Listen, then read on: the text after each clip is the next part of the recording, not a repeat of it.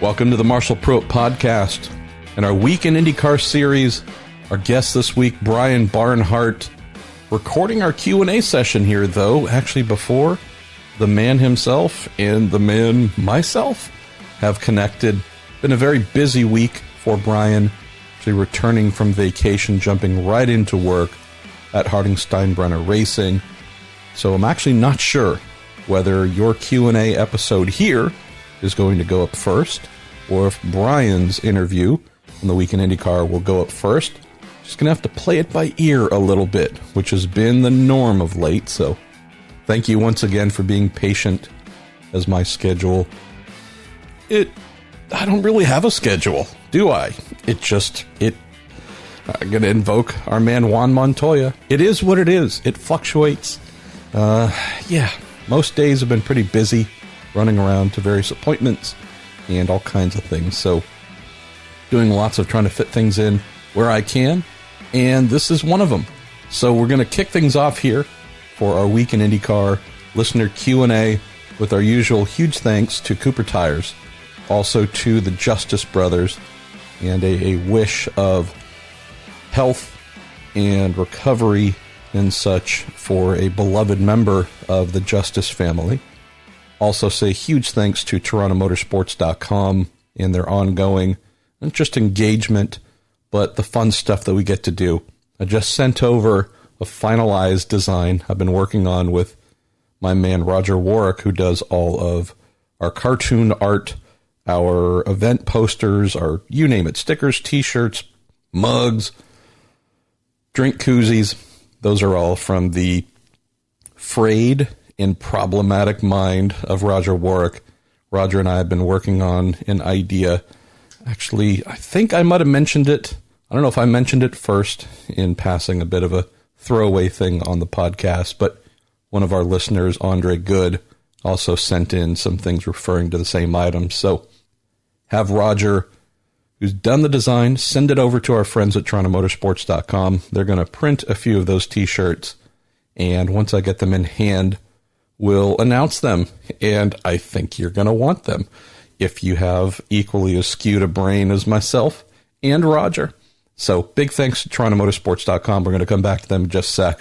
And then also ongoing love fest with Bell Racing Helmets USA.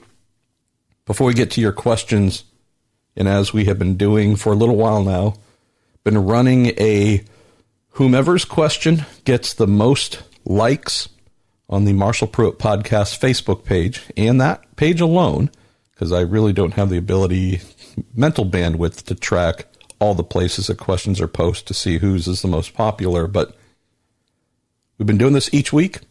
Your question, the one that gets the most likes when I send out the weekly call for questions on our MP Podcast Facebook page, that person has been getting a t-shirt, a drink koozie, I think some stickers, I don't know what all else, but basically a collection of good stuff from TorontoMotorsports.com, generally centered around the Week in IndyCar. Simon Rafi, one of our recent winners, sent me a great photo wearing the t-shirt, drinking something with the koozie perfectly installed.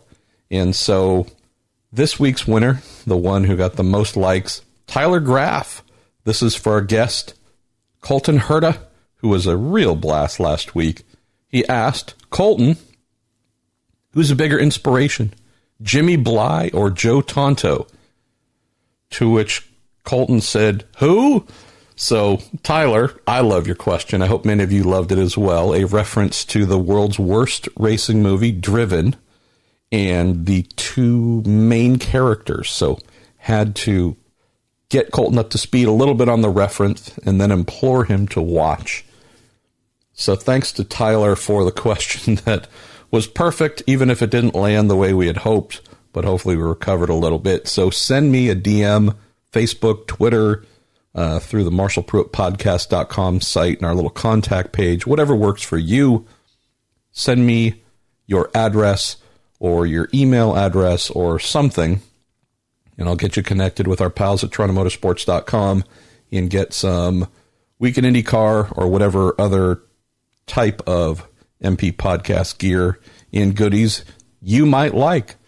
And be sure, again, if you have sent in a question and you want some free stuff, implore your friends to hit the old Marshall Pruett Podcast Facebook page and like the living poop out of it, because that's the way it's done. You can game the system is what I'm telling you. Free things that you can get just through a little bit of effort. Or if you just pose a really awesome question and people react to it, I'm going to use a very Californian word, organically. All right, let's get going here.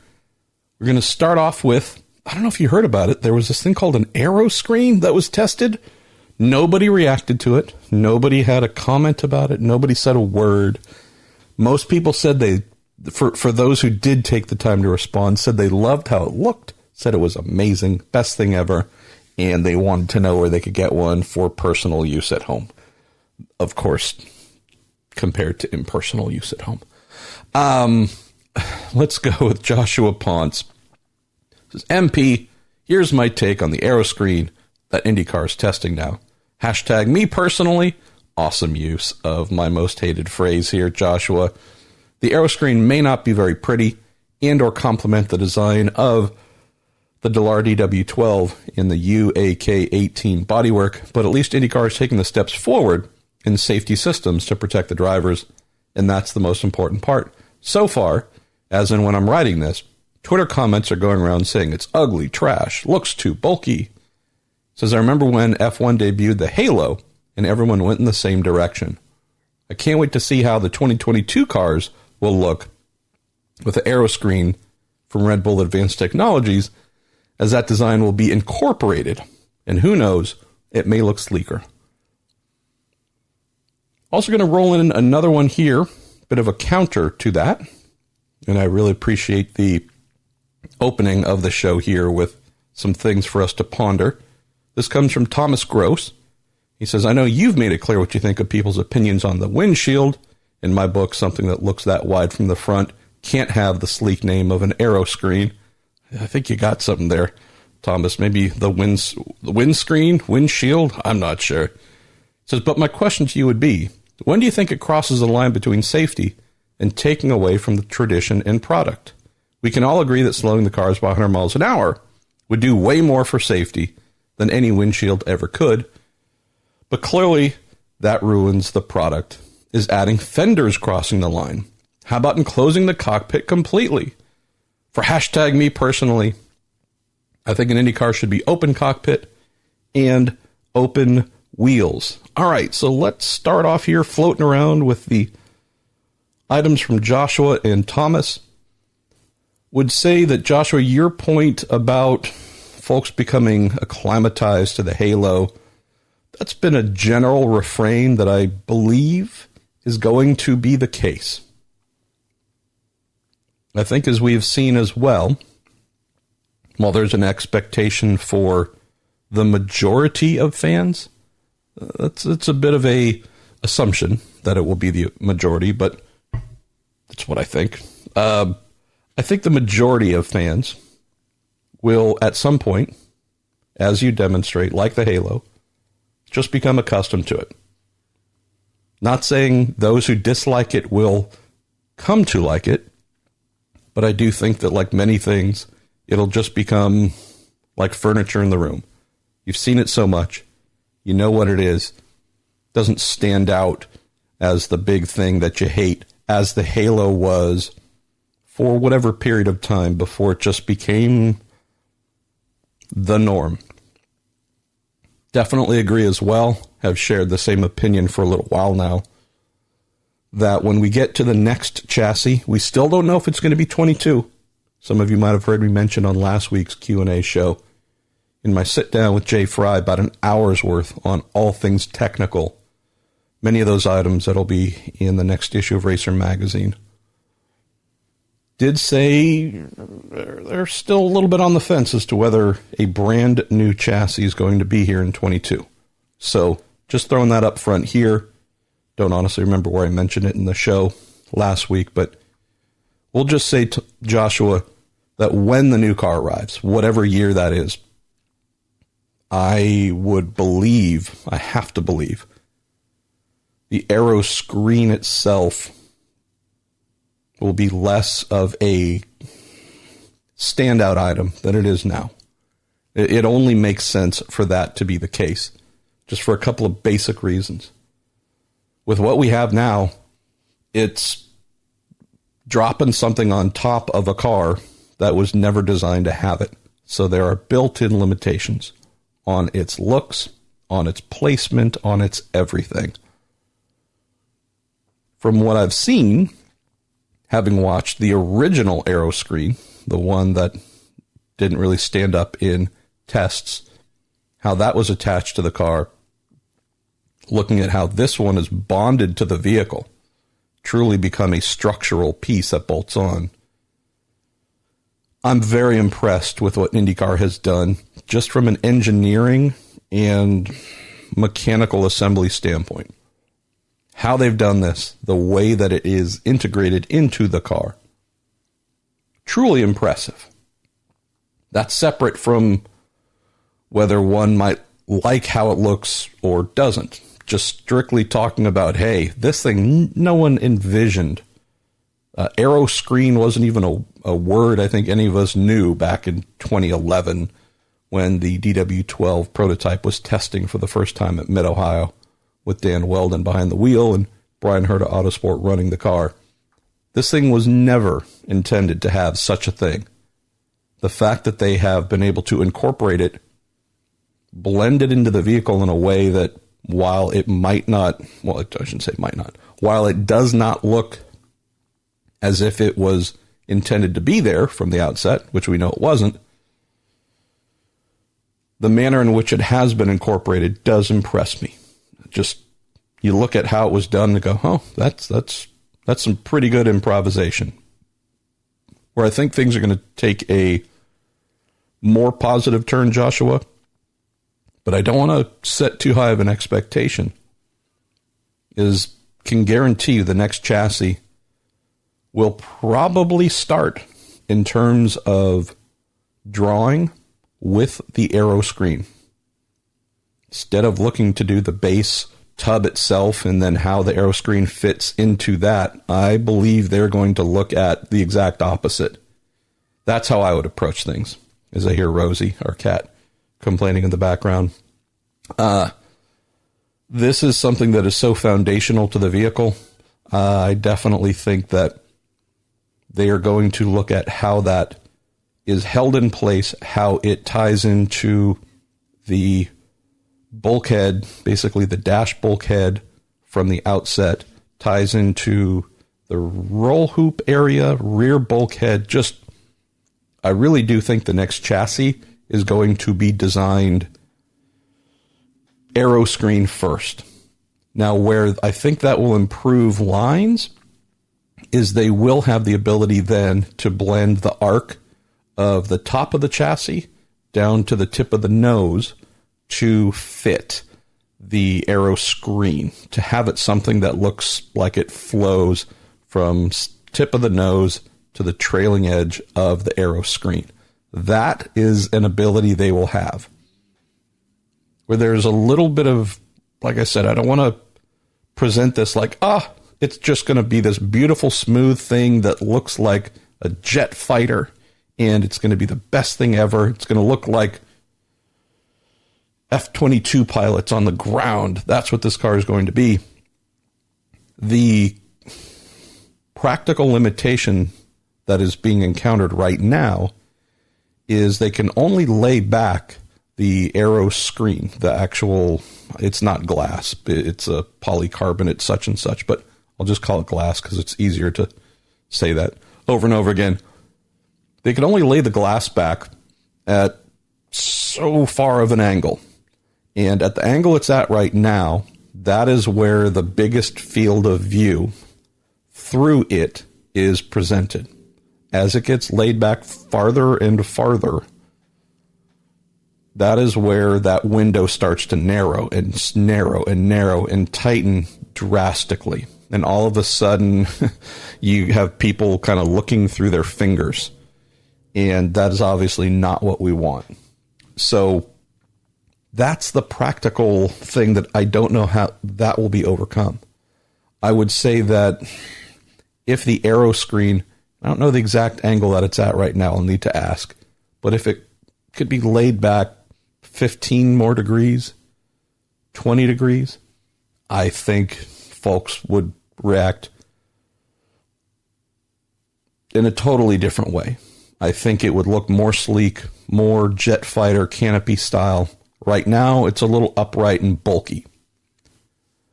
Where I don't know if there's going to be a change in technology somehow. Again, I don't have the answers to it, but is there something that could be done with the 22-ish, 2023, who knows, new chassis design that allows it to be at a steeper angle, fall back more, look more like a jet fighter? If they can, I think we'd have something that was rather amazing. If they can't, and they are stuck with that more upright angle that we have right now, I think it's definitely going to be upon the designers to work how the front of the chassis, everything in front of it, just from an angles and lines and whatnot standpoint, how it integrates. What we have now is a chassis, looking at it from the side, that falls away pretty rapidly to a low nose. Would raising the nose, I'm always a big fan of raised noses compared to lowered noses, would raising the nose help reduce some of the stark contrast? Instead of having diverging lines with the nose following away, the aero screen coming up, would having, say, a flatter line in front of the aero screen help? I don't know. But I do know these are things that they'll be working on as really the foundation of the car. For Thomas's question and point here, it's a great one. And it's been asked, I don't know how many times throughout many, many decades, is going to this, changing from this to that in IndyCar. I guess we could also extend this out to NASCAR and F1 and a lot of stick and ball sports too, probably. What is the line of maintaining tradition in the overall, quote, quality of the product? Can't disagree with anything there, just in terms of does this need to be a consideration? Does this have value? Of course it does.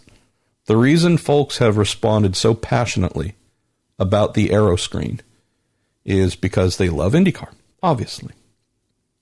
They feel the aero screen's addition takes away from the quality of those visuals, makes it too ugly, makes it too, again, all the things mentioned, ugly, trash, bulky, etc. Totally get all that. The thing for me, Thomas, that I struggle with is this is something that we have known is coming. This is something we've seen in one or two forms now, but if you followed any of the original Red Bull aero screen testing a couple of years ago in F1, this is not a surprise. We have known, if we use Formula One as a guide now for, 2-ish years, with the halo, that filtering down to Formula 2, this and that, all kinds of lower formula. We even have it here in the U.S., in the U.S. Formula 4 and Formula 3 as well. We know that this is the standard, some sort of cockpit protection device to reduce the likelihood of a helmet strike. IndyCar has obviously taken it one step farther and said we need to put something in front of that halo. I get that from a tradition standpoint, you can draw a line in the sand at dozens of points throughout history. Turbocharging, what the hell? I mean, if it's not just running on a naturally aspirated V8 or an Offenhauser non-turbo, I mean, what kind of blasphemy is that? Disc brakes, what's wrong with drums? Seat belts, rear view mirrors. I mean, we could run down the list of a lot of things, and I know that not all these are visual, but we can run wings. Boy, I was not alive when wings first came into the speedway, but having done a lot of research, read a lot of things about it for a variety of things I have written over the years, man, You want to talk about folks absolutely determined to get those off the cars because they're so ugly, because it destroys the sleek, cigar-shaped beauty and visuals. I mean, step back, 67, I believe, was the first year, 68, 69. Again, I apologize, I'm a little fuzzy at the moment, but step back to the early 60s, when obviously there was a huge uproar about the move to rear engines. I mean, in fact, we could go back to the, early 30s, late 30s, when the very first true rear engine car showed up at the Speedway. Didn't make the show. But nonetheless, these things, this is the tradition, this is who we are. It's something I struggle with, Thomas. And I say this not specifically limited to the aero screen, but we're in a sport and in a particular series within that sport that for the vast majority of its history was known for advancement. Obviously understand that late 90s advent of the Indy Racing League started moving towards more of a spec mindset. Know that in 2007, Champ Car went to a spec chassis as well. So even, the much vaunted kart series and what it turned into in Champ Car even went that route as well.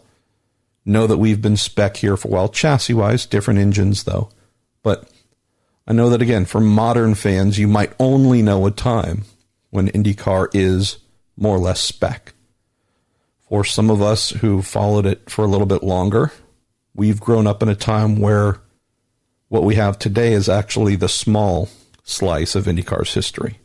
And the true great percentage of its history is one where differences, changes, constant modification was the norm. So when I see the aero screen come along, knowing it is not a performance device, but a safety device, my mind goes towards two areas. One, it's not that I don't care what it looks like. I have a personal opinion about it. Hashtag me personally doesn't do much for me. Doesn't matter, though. That's why this isn't something that I'm sharing online. I understand the need for safety, but damn, that thing's ugly. I've read that written in a variety of ways. I've lost track. No, it's fine. Well, I mean, again, people share opinions, say whatever they say, whatever, just as I do. But for hashtag me personally, that opinion coming out of my mouth is meaningless because it's not a fashion accessory. And so I don't want to say that it doesn't matter what it looks like. If they put a steel garbage can, a turret around the cockpit, I mean, it's not as if people would just say, it's great. Who cares? It's in the name of safety. Who cares? Obviously, people care. That's why we've had the big passionate response. What struck me as odd, though, Thomas, is the fact that it's pretty amazing what they've come up with, knowing the limitations they've had to work with. That might not be something that everybody understands. I realize that not everybody has an engineering background or mechanical background, but it's something that will serve its purpose. It is something that will vastly increase the percentage likelihood of drivers from a safety standpoint and or fatalities with something coming at or near the cockpit. To me, that renders the how much I do or don't like how it looks argument moot. It just kicks the legs out from under it. That's the first part. The second part, just to close on this before we move on to more of your questions, is coming back to the history and tradition standpoint. Coming back to the tradition question, though, Thomas, that's the one where I look at certain things and say, there's no reason for that to change. We should maintain that. This is a silly one, but drinking milk in Victory Lane at Indy. That's a tradition. I realize it hasn't always been that way. I realize there was a minor blip when Emma won for the first time, but nonetheless, all right, there's nothing I can really think of to make that change or need to change. We have vehicles that are open-wheeled. I know that some folks said with the rear wheel guards, the Kardashians in place, this isn't open wheel anymore. Yes, it is. It always was. It's an exaggeration. It needs to be open cockpit. All we need now is just to seal off the top, and then you got a sports car. No. If you take the time and look back through many, many decades of IndyCar racing, you will see a variety of items placed in front of or around the cockpit, some form of enclosure. We've had a truly enclosed car before, the Sumar Special. Realized that wasn't super successful. But again, it's not as if this is new. You can go back to the 60s, 70s in particular. There were some cars with some very high cockpit. I mean, truly, call it an aero screen. It was there to deflect air and also just regular debris, bugs and tire marbles and whatnot. But you can go back and find photos without much effort of drivers whose helmets are almost completely surrounded by some form of Lexan plastic or otherwise. This is not brand new. So I guess when I think about the tradition side, Thomas, open wheel, yeah, that would be really bizarre to go away from that. That is the foundation of what we do here. Open cockpit, same thing as well. Be bizarre to do that, to go away from that. But adding an aero screen to improve driver safety so that we should not have to go to any more funerals for stupid things like what killed a couple of friends of mine and those before that, blinded others back in the day, and so on and so forth, through things just coming straight out of driver's helmet and into or through a driver's helmet. That, to me, is really the bigger part of IndyCar's tradition. That's our history. I know it hasn't been our most recent history, as we've been spec-ish for 15, 20 years. But for the 80 plus that preceded it, this is the kind of thing that you would expect to see. Evolution, development, improvement, making the car faster, making the drivers safer, making the track safer. There are constant calls. I'm one who makes them. Track safety here needs to improve. Why isn't there a solution here? Why is that allowed to exist? And in some cases, not all, there's action put behind it. This is one of those things just on the car side. And so, yeah, I get that it might not be the most beautiful thing in the world, and that many folks bristle at the sight of it. I do expect, maybe this is the silly thing, and this is what I'll close on here. Maybe I'm silly to expect that most folks can look at that and say, if they don't like it, I don't like it, it's ugly. And then let that go, because the humanity comes forth. That's the part I've probably struggled with to process the most. Just the lack of humanity. I get that it's not the most beautiful thing. No argument. Why is it there, though? What's the reason? Well, it's to save lives. Okay. That is the thing to me that makes it, that voids the rest of the conversation. Maybe I'm on an island on this one. Maybe I'm not. But as I look at it, I realize that this is a part of IndyCar's tradition to evolve and improve, make things better. This makes things better. Working around a significant constraint of a car that was never designed to have such a thing. and then realizing that, hey, guess what? No more funerals for silly things hitting drivers in the head. And I realize, of course, there could be very extreme situations. We're not talking about the most insane, looks like a bomb went off type scenario. We're talking about cutting down the routine things, getting at a driver's helmet. Will Power, when I spoke with him last night, as my wife and I were driving home from the VA, told me about a bird that, in theory, could have very easily hit his helmet in the test.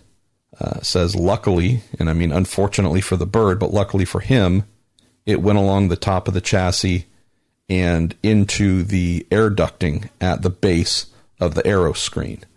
And he said its little feet were found towards the rear of the aero screen. So the little feet got through, but basically the poor little bird was stopped and strained, I guess, a little bit through the venting system. Now, that is something I'm sure IndyCar will look at as well. But if something could come along basically level with the top of the chassis and hit the aero screen and stop, it makes me think that sure could have come at his helmet.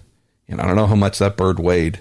Might have been, I don't know. I can't tell you. Ounces, a pound, who knows? That's certainly an object, though, at 200 plus miles an hour that you just would not want to hit a driver's helmet. Hopefully that answers most things. As always, please send in more of your questions and opinions on this, and we'll happily present them in next week's show. And if I get enough of them, we might even do a special one. I don't know. This really seems to have a lot of folks riled up.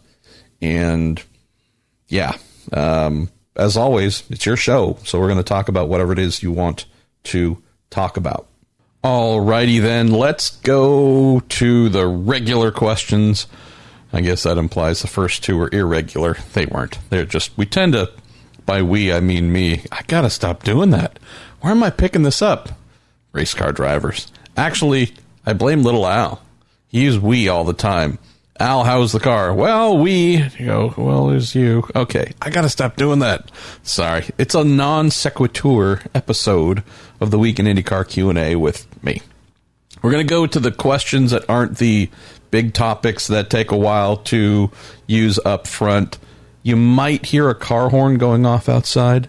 There's someone who parks in front of the hospital, which we live in front of, whose car alarm goes off 10 times a day, but every day. So I don't know whose it is. I can't exactly see it, but I want to do bad things to the vehicle because it's annoying. So anyways, sorry. Again, it's a little bit of free form Q&A this week. We're going to go to our pal, Jerry Sudduth. Says, Marshall, watching the Joseph Newgarden guy do some demo laps on the Charlotte Roval got me to thinking if IndyCar NASCAR ever did the double, what track would you want it to occur? He says, hashtag me personally. I'd like to see a double at Darlington. Don Gregory add something similar. I saw Newgarden's exhibition run there, and it got me thinking about a potential doubleheader. What says you? Do you think this would be a healthy marriage for IndyCar? The real question for me here, Dawn, if we were thinking sticking at Charlotte on the Roval, would be what kind of crowd would turn out for IndyCar. Happened to put up a story here a day or two ago with IndyCar President Jay Fry saying, loved it, looked great, but haven't spoken with the track about any kind of event, standalone, doubleheader, you name it. And posted or grabbed a photo and posted it of the inaugural Visionaire 500 oval event at Charlotte in 1997, which I happened to be there for, competing with the Thomas Knapp Genoa IRL team and good old Greg Ray from Plano, Texas. And we had a huge turnout for the 97 race. It was massive. What I don't know is how many free tickets were involved. What I don't know is how many people actually bought tickets. If there was a healthy giveaway by the track and Humpy Wheeler. I don't know how that crowd was created. If it was natural, people wanted to see IndyCar, bought tickets, and that's why it was full, that would give me hope that maybe coming back could be a positive thing. Would say that, at least if we're looking at the Roval, crowd seemed okay, but not great for the NASCAR race. I don't know if bringing in IndyCar and doing a double would change that or not. So that to me would be the big question, Don. If there was an interest, would returning to the Charlotte Oval be in IndyCar's best interest? We've got 1.5 mile oval. Used to be seemingly the only thing we had back in the day, but it add another. I just, again, don't know if there's a real crowd there, because I can't foresee the track or IndyCar giving away tens of thousands of tickets to try and make it look full. Or would trying to do the Roval and some sort of combined thing be better? I just don't know if the Roval is loved yet. I know it's amusing to watch from an in-car standpoint, from a crashing standpoint, I guess, for those who are driven by that. But in terms of the people buying tickets to turn up and watch it, bit of a thing that I say almost weekly when we come to the topics of where should IndyCar go? Should they race here? Could they race here? IndyCar cannot afford to compete at places where the grandstands are half full. Cannot afford to go places where it looks small, powerless, unimportant. And this, to me, is the big question I don't have an answer for. I like the idea of the Roval because it did look pretty darn cool from Joseph's in-car laps. He was really attacking hard the last 3 or 4 laps. Like that idea, just not sure if folks would turn up for it, Don. Coming back to Jerry's question, as for if we were to do a double, where should it be? I think the obvious choice, knowing that Xfinity goes there for its own event a little bit later in the year, would be Road America. So, and I'm not talking Xfinity in IndyCar. I'm talking Cup. I'm talking the big show and IndyCar. I think that would be amazing. We already know that it's one of IndyCar's biggest shows of the year. Nobody that's been to Road America walks away saying, meh, that was lame. The racing was bad. Everything was bad. If you are from the planet Earth and a human being, you love it. It's amazing. So the thought of combining both worlds at a track and a venue that I think brings out the best of everyone, where the crowd showing up, here goes the car alarm again, plus a plane overhead, where the crowd just celebrates everything that seems to be happening, that just tells me the odds of this being a smash, a true smashing success, I think would be amazing. It'd be hard to fit headlights and whatnot to Indy cars. I don't know about putting overhead Musco lighting, the mobile lighting stuff, around a 4-mile circuit like that. That might be a little cost prohibitive. But I do wonder if, for one race only, you could fit the Cup cars with true blaring sports car style headlights. Something where if we wanted to do the IndyCar race, and then a few hours later go into darkness with the Cup cars using headlights, and maybe, again, it's a little bit of help with overhead lighting in certain places. I think that might be the perfect solution. But what do you guys think? Drop me a note and tell me. Simon Rafi, hey Simon, says, I've read there were serious talks about IndyCar racing on the Charlotte Roval. My first thought was, why not also try the Daytona road course? Have IndyCars ever raced on the layout? Don't know about raced, Simon. I do seem to recall a test mid-2000s, maybe, something along those lines, of the good old I to the R to the L there, and seem to recall that it went okay, but I will be very honest in saying I have no passion for Daytona's Roval. Its road course is, I don't know, its road course actually I find somewhat interesting. Some cool things can take place there. The rest, meh. Would be interesting, though, to see what IndyCar could do. At least using the Rolex 24 Daytona as a guide. I just can't recall a race in a while that has been really, really compelling and exciting. So not sure if that would put on a show worth watching. Also not sure if our friends at Daytona Beach are wanting to welcome a series that I guess seems to be getting a little bit stronger year by year as they get a little bit weaker year by year. It's one thing to talk about a potential twosome, a little tie-up somewhere where both series race together.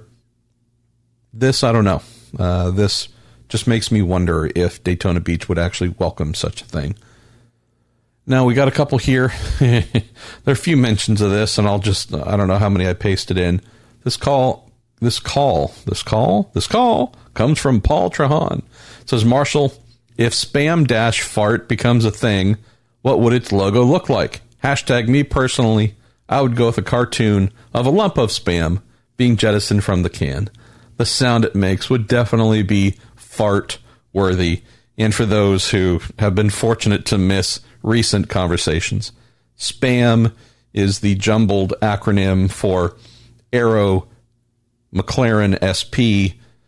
If we jumble that around, we get SPAM. And then also the potential tie-in with the Fernando Alonso race team. So, yeah, I really do need to get some spam-fart t-shirts going here soon. I like the logo idea, Paul. I might have to, as another call back to our man Roger Warwick, might have to get Roger on the job here to come up with something. Michael Brennan says, MP, what can you tell us about the silly season that you haven't been able to share until now?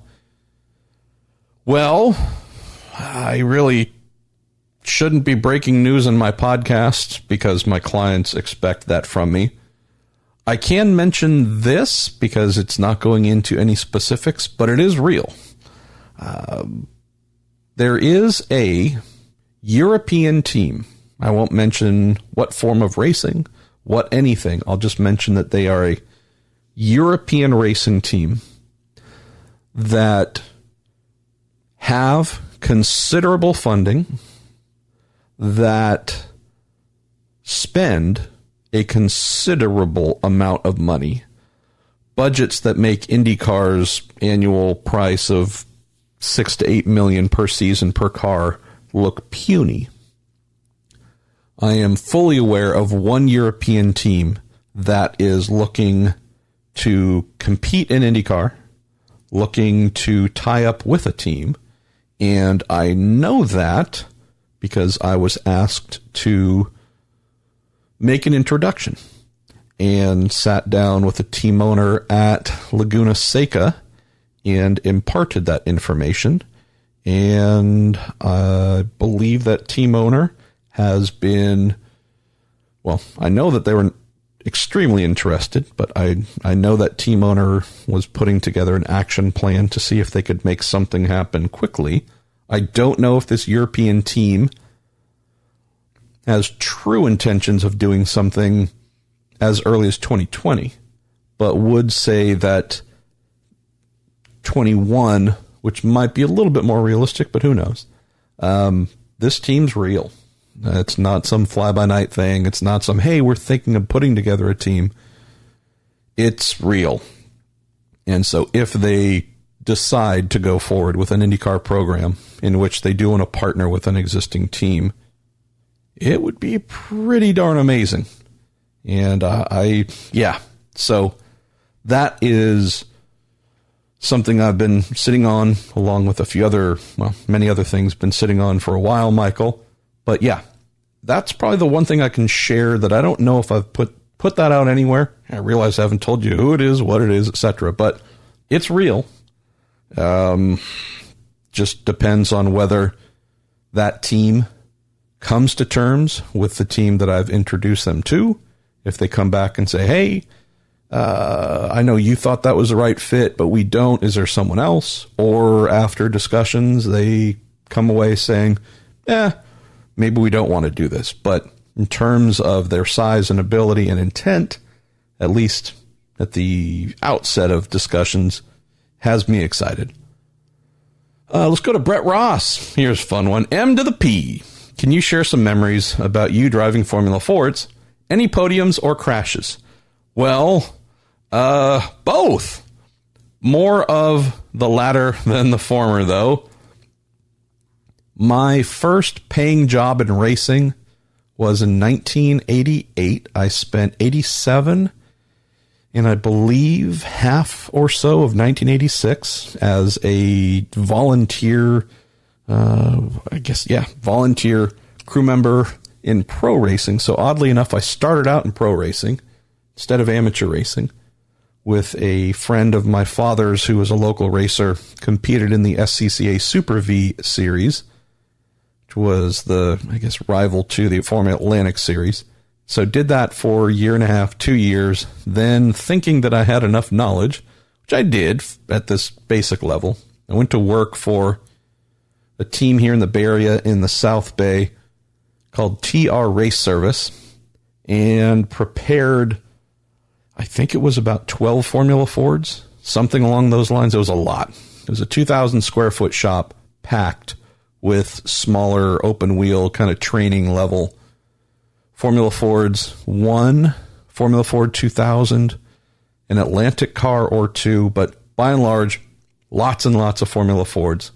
And so working on those, which I loved, it really gave me the foundation. It was a one-man shop. It was me at 18 years old having to do all this stuff, figure a lot of stuff out, which was truly great. Super do-it-yourself mindset. One of the guys that I worked with preparing his car there was a guy named Al Nishikawa, and he drove a 1980 Taiga Formula Ford, and after I think a year or two decided he wanted to sell it and move up to a Swift DB1. I had moved on to Pfeiffer Ridge Racing, but I think seeing him at the track, he was running with a different team then, I think Tom Rust Racing maybe, had mentioned that the old Taiga that I took care of for him at TR Race Service, he had parted that thing out, disassembled it, yanked the motor, used it in his Swift, and it had all the parts and basically the car just stripped down to nothing so he could fit it in a really small storage facility. And said, well, it's kind of a basket case. Truly, I've got parts and pieces in baskets just to fit it all into this small space. Willing to sell it if you want it, and sold it to my father and I for $3,000, which is nothing. And so we put it back together. I think I did the majority of that, but I put the chassis back together, having done it countless times at TR. And my stepbrother Mark had a 1970 something or other Capri, really nice Ford Capri. It was his pride, his daily driver, and it had the same 1.6 liter Ford 4-cylinder Kent engine. That's the basis for Formula Fords. Don't remember exactly what he was doing, and I'm going to write about this just because it was silly fun. Don't remember where Mark went. Don't remember what it was, but he was gone for a couple days, whatever it was, and his Pride and Joy Capri was parked out in front of our house. And my father, knowing that it had a Kent engine in it, and we had a Formula Ford that needed a Kent engine, let's just say that Mark came back from, I don't know, camping or whatever, and found that his daily driver no longer had an engine. So, yeah, he wasn't too happy to learn that. So my dad, master mechanic, race car builder, amateur stuff mainly. But, so my old man yanked the engine out of Mark's Capri. And one of the things to know about Formula Ford engines, while they were by and large stock, not much in the way of performance, anything done to them, they are not indeed truly 100% stock. So, for reasons I might not fully grasp, he yanked the motor out. I think replaced the bearings in it, or maybe had me replace the bearings in it. And we threw it into the Taiga, and off we went. Where things get fun is, well, the carburetor needs a lot of work and tuning, and there's a lot of things. The intake manifold, stock intake manifold, need a little bit of massaging here or there. None of those things happened. And so my first time driving it, it fumbled and farted. It didn't want to rev above 5,000 RPMs, and I think 6,500 or so was about the rev limit. And for a little four-cylinder, those revs really do matter. You need to get up all the way to the red line to make all the speed and power. And so had to bring the thing back to Tom Russ Racing, where my friend Matt Swan was working, Matt Swan of Chip Ganassi Racing. And Tom Rust did some things to it, so it actually performed like a Formula Ford engine. But using that little Taiga and whatnot, got to do driver's school, got to do a handful of races, got my novice license signed off and all those things, and really had a blast. Learned that I had talent as a driver. Talent, though, on an amateur level, and nothing more. So my dreams of being the next Ayrton Senna or whomever, yeah, that was not going to happen. It was just simply not going to happen at all. But I did learn a heck of a lot. While I might not have understood a lot of things back then, chassis setup and whatnot, I mean, keep in mind, I think 20 at the time and still learning very much. Did give me some great insights about handling car, doing things I wanted it to, didn't want it to do, trying to think of some things to do driving wise to change what it did. While I might not have been the master of the corners in the brief amount of Formula Ford driving and racing that I did, one thing, probably more the car than me, but one thing that I was able to do was outbrake a lot of people. So I think in my first race, I started 28th. I don't remember the reason why, but I didn't qualify.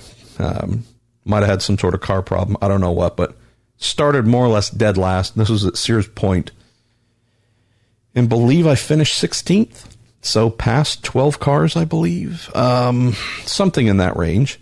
And the vast majority of those passes were under braking into turn 7 and turn 11, maybe turn 4.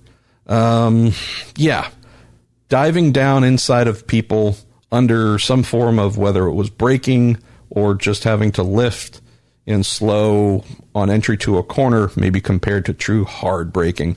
Whatever it was, car seemed to be able to do that well, so I took advantage of that. So also spun a lot, mostly in driver's school at Sears Point. It was raining about half the time, and do recall that, I don't think there were many corners on the 11-turn circuit where I didn't meet the corner workers because I was backwards or sideways, whatever it was. Then I had a crash in, I think, qualifying for my second race and broke the car up pretty good up front. Had to sit out for a while because, again, young, working full-time in racing, wasn't making much money at all. And so it took a good while to get the car repaired. I also hurt myself too, hurt my wrist. Anyways, team wasn't too fond of me trying to drive race cars while also work for them, but whatever. So the fun thing was the last race I ended up doing, the thing to sign off on my driver's license, was a catch-all race because the timing with working for Five Ridge Racing meant that my weekends were theirs, so unless there was a non-conflicting weekend where they did not have any clients with cars on track, there's no chance for me to drive my little shitbox. And so, needing to sign off my license, had to get in one more race successfully. The only thing I could find, there were no Formula Ford races, I believe, left on the calendar. It was a bit of a catch-all. I don't remember what they called it exactly, but it was kind of the Formula Alphabet group, Formula Atlantics, Formula Continentals, Formula this, which we would call Formula Ford 2000s today, USF 2000. They had one class, I think it was A Formula something, and it was basically here's a class for all things that don't really fit in the other structured classes, formula classes. And it had some monstrous vehicles that would run in it sometimes.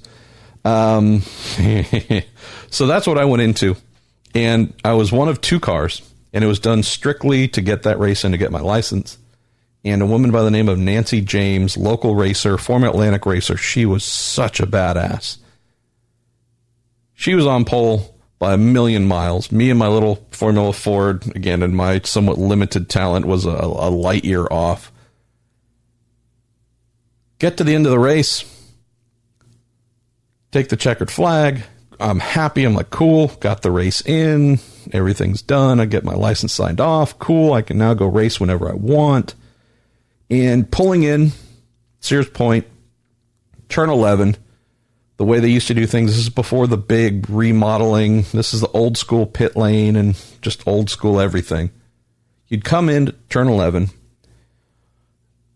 curl around to the right, and they would just direct you to pull up into the paddock.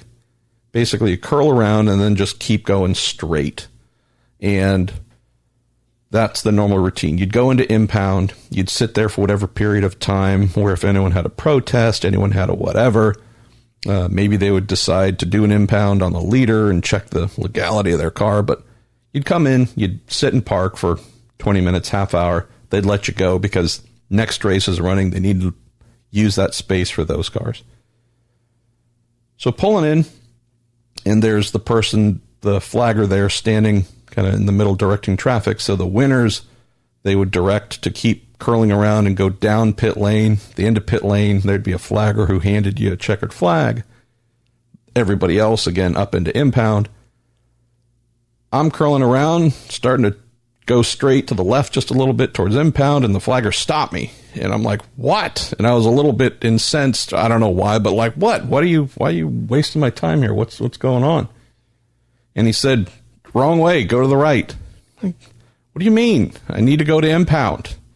No, you need to go to the right. And I was arguing with the guy because although it's minor, you got to go to impound. You got to follow the rules. You got to do all these things to get the thing signed off. And that was all I could think about, was getting signed off. And he's like, you won, idiot.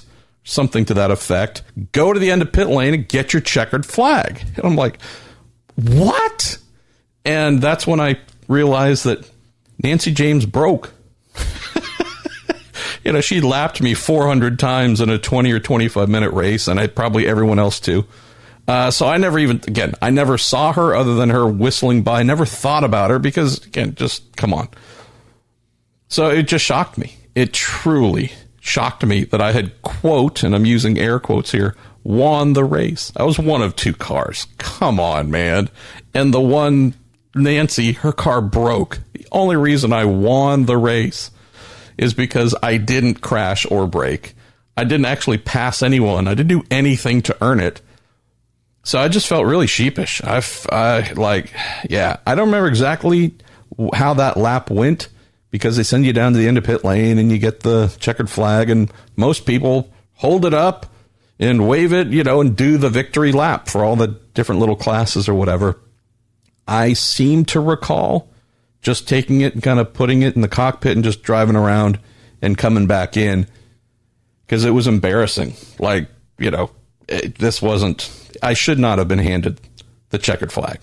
And so after the race, shortly after getting out of the car, went and found Nancy. I think, after impound was over, drove the car back to our little paddock spot, hopped out, and I think Nancy wasn't paddock too far away, just walked over to her. I knew her a little bit, and just handed her the checkered flag. I'm like, yeah, they gave this to me, but it's yours. Come on now.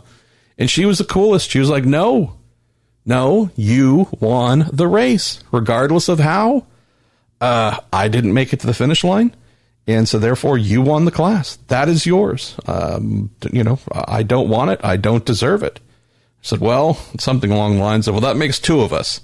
So kept the flag, still have it. I think it's genuinely been furled up, whatever the correct term is. I'm not sure where it is. It might be in storage somewhere, but I've never put it on a wall. I've never done anything with it because, kind of ridiculous. So that was my somewhat short-lived Formula 4 driving career.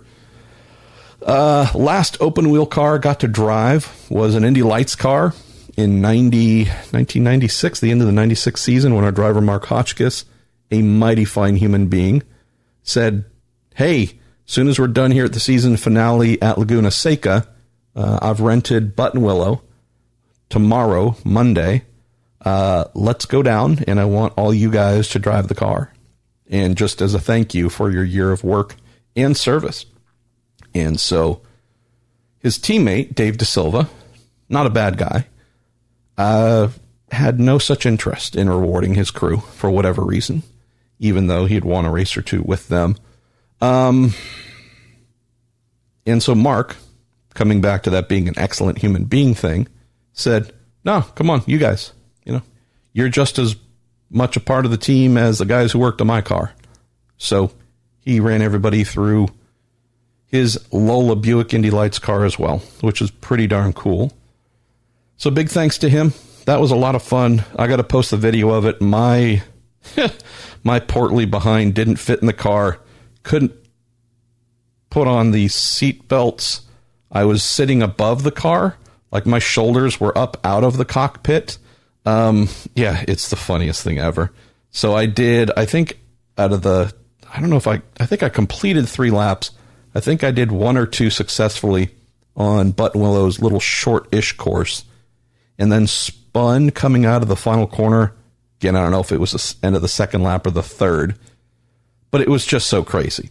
Having to use the steering wheel to turn while hold myself up, under braking and rotating. Again, I've got no seat belts, no anything.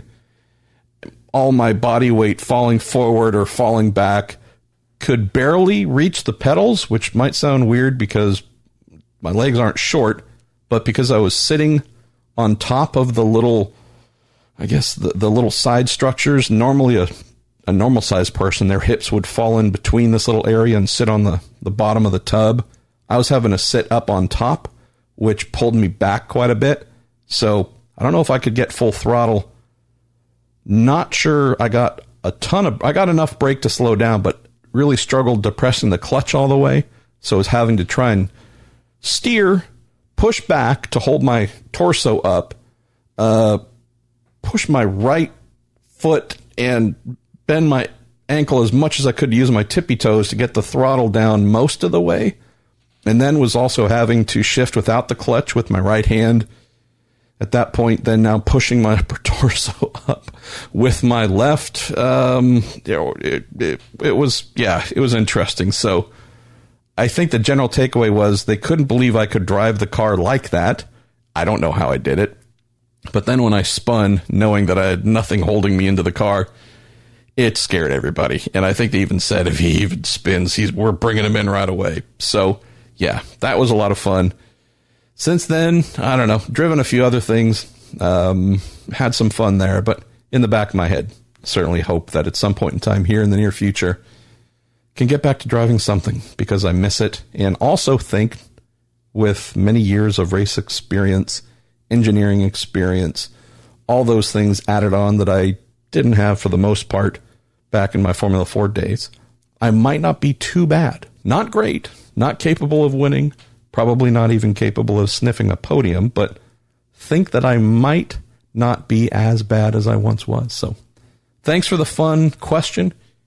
The little trip down memory lane here. Let's go to Andrew Marshall, who says, hey, I know the topic of an IndyCar video game is an old topic. Says, I think IndyCar should talk to Turn 10, who is a developer for Forza Motorsports.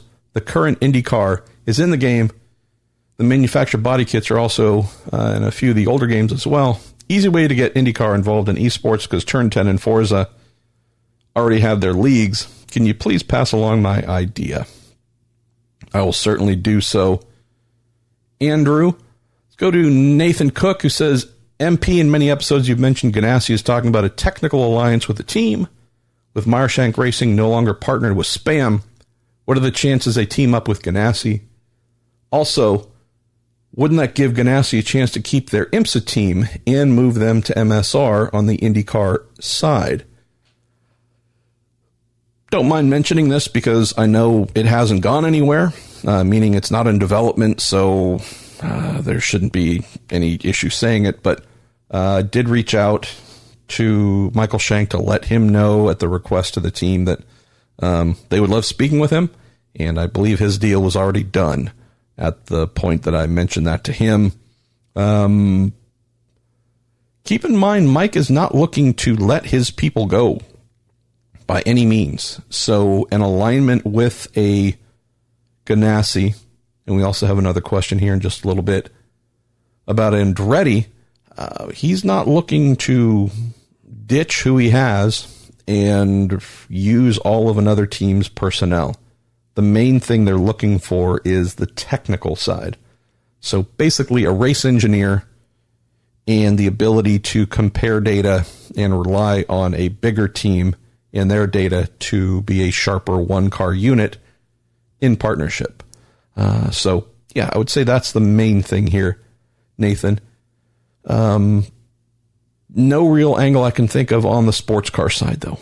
Let's see. Bobby Rooney, this is a great one. MP, put on your driver's hat for a minute. What sort of driver or career arc profile would make you willing to drive for Foyt next year? He says, say Kanaan doesn't return. There are 2 seats open, but few people actually want them, and many IndyCar careers have died there in recent years. What sort of career profile would it take for going to Foyt to be a good decision for a driver? Funnily enough, Bobby, Robin Miller and I had this exact discussion over the weekend, I believe. And from the things that I've heard and have a strong feeling for, doesn't mean they're accurate, but I have a pretty strong inkling things might be headed in such a direction.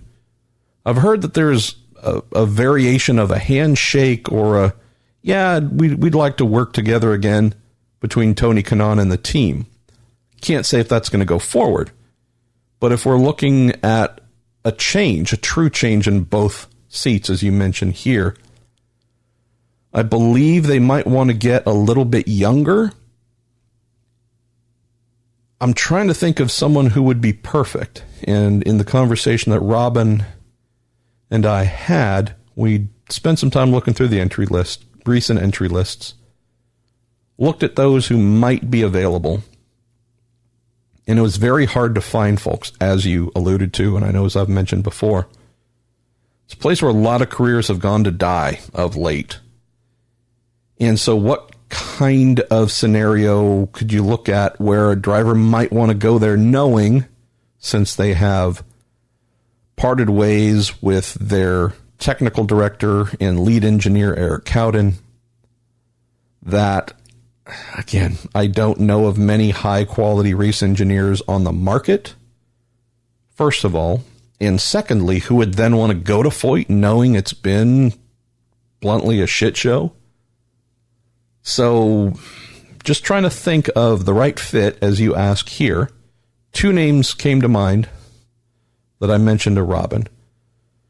One was J.R. Hildebrand, and that's someone who is still young. I know he's done this for a long time. I know that, he's 31. But I would say, since engineering has been an area where they have been off, I know that their damper program in particular is something that they spent a lot of money on this past season, but just went, obviously, in a very wrong direction. But knowing that they're going to have to start from scratch with both damping and just overall race engineer structure to begin with, someone like a J.R. Hildebrand, who is known for his technical capabilities, who is not passive, who doesn't just, all right, the car's understeering, now you fix it. Someone who can actually get involved. Not saying he's a race engineer, but saying he is smart enough and his sensitivity is strong enough to be able to give excellent feedback, maybe share some ideas from other teams he's been with, and help a team that I expect to be, unless there's some unexpected shift, still somewhat weak on the engineering side. Someone like JR stands out to me as a youngish veteran who could do more than just drive the car, but play possibly a bigger role, if they allow, if they're willing. Would also say JR's old school sensibilities might be a nice fit for the team, in particular AJ. Other driver that stood out for me, Bobby, and this is, I'm not saying that this would be the best for him, because I think he has talent, and I'd love to see him develop at a bigger team. But I think someone like R.C. Enerson might be able to gain some valuable experience at the team.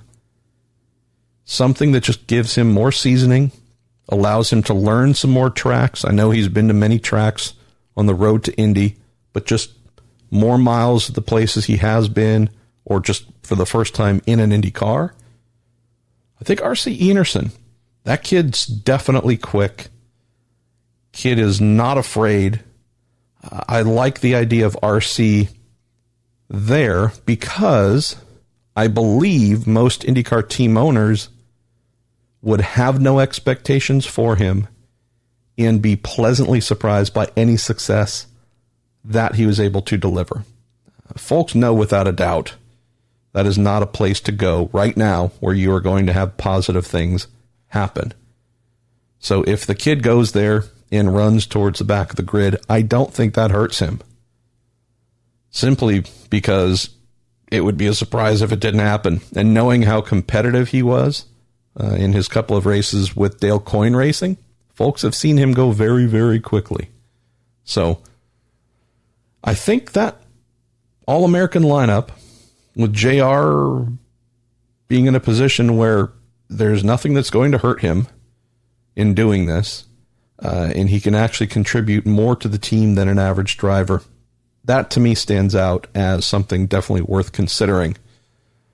We're going to go back to our favorite acronyms here. Jim Kaiser. Hey, Jim. Also know I need to get back to here on winning last week, our prize pack last week. He says, if Andretti, Steinbrenner, Harding were to bring on the Herta Agajanian team, could you join in? And what do we have? A new acronym, Ash Heap, to go along with Spam Fart. Oh, the acronyms are just taking off here. Spam Fart, Ash Heap. I'm just going to go to Andrew Marshall again, who's back. Another question with springs and dampers being open for development. Why has no suspension company been a title sponsor for a team? I would think a big company like Sachs, who does all the suspension for the German auto industry, would be a great sponsor because it would allow them to develop trick dampers. Or how about aftermarket suspension companies like H&R, Bilstein, KW Suspension? I think it'd be a great B2B partnership. Well, interesting one here, Andrew. If we look at a Sachs, for example, and realize that they do have giant contracts, well, they already have giant contracts. Going out and racing and spending $6 to $8 million a year in IndyCar to show that they make good stuff, well, they already have that.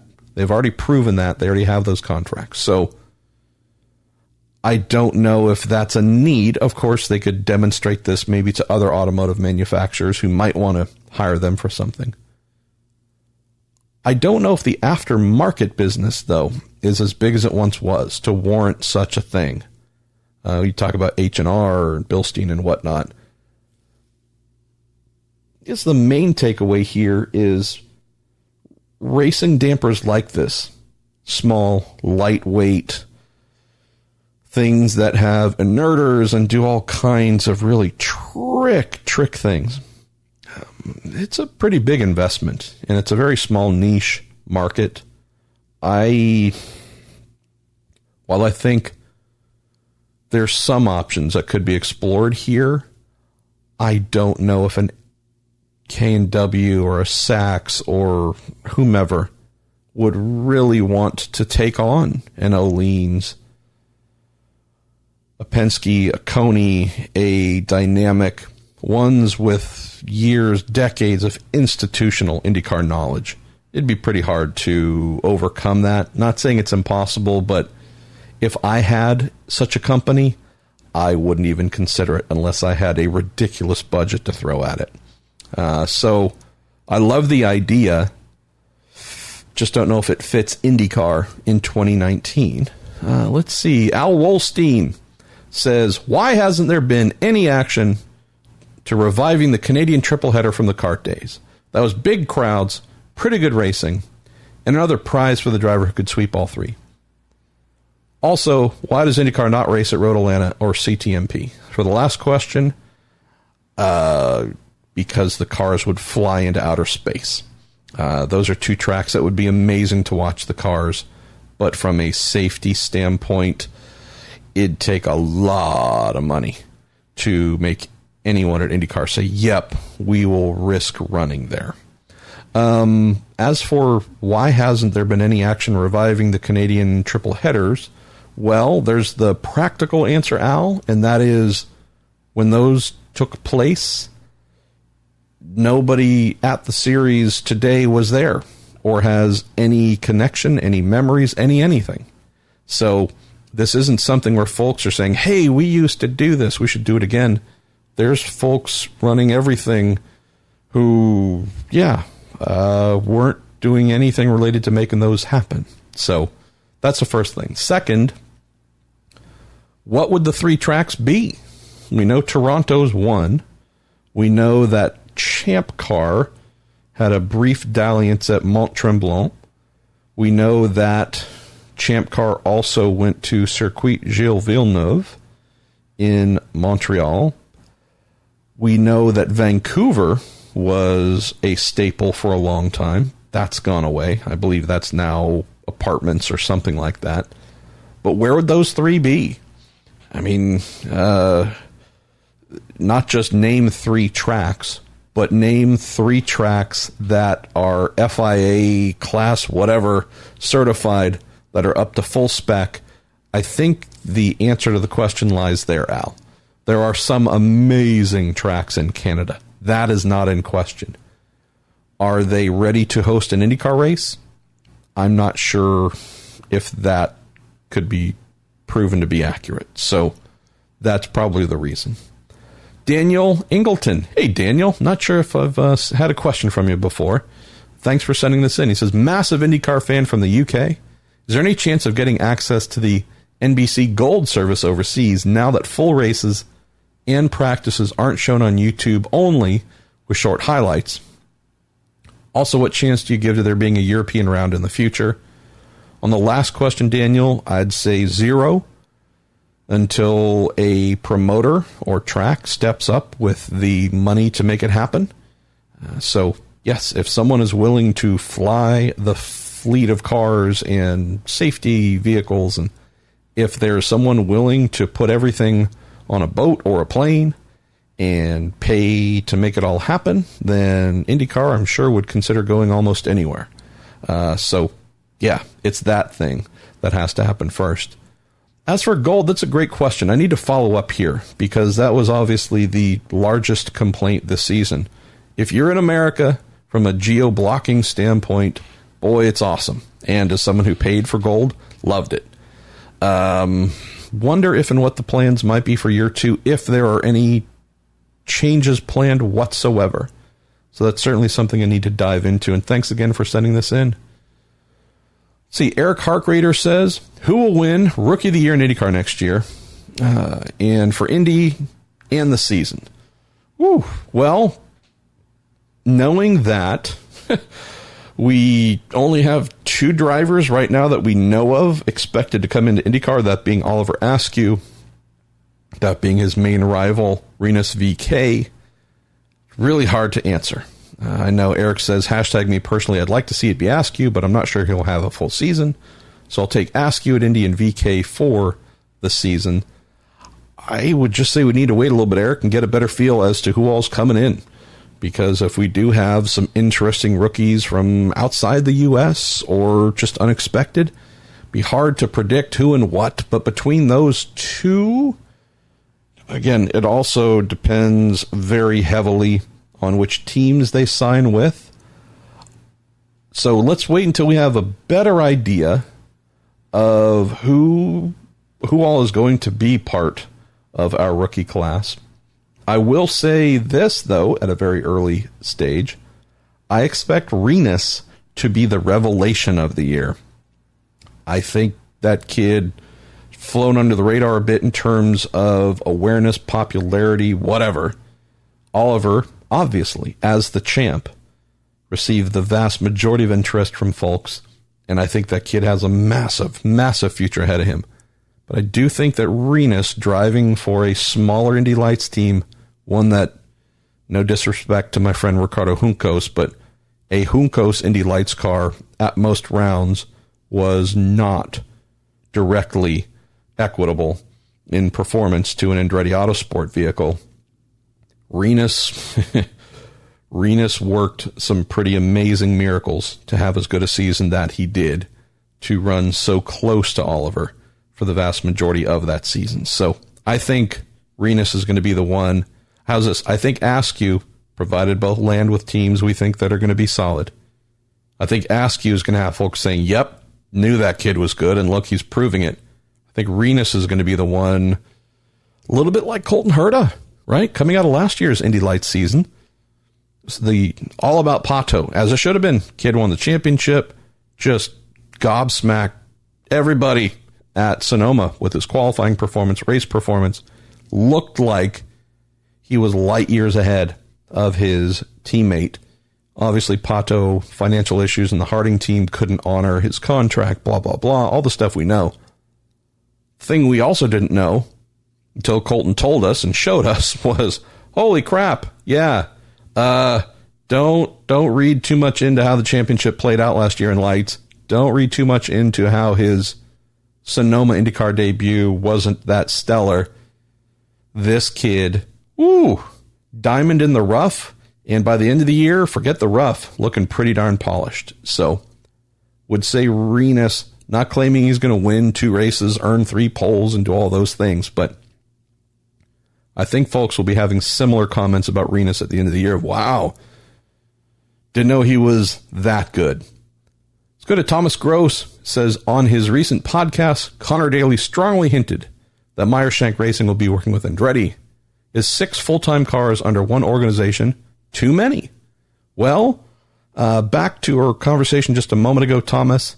This would be the 5 Andretti cars under one tent and 1 fully independent in terms of owning it, running it, where it's based.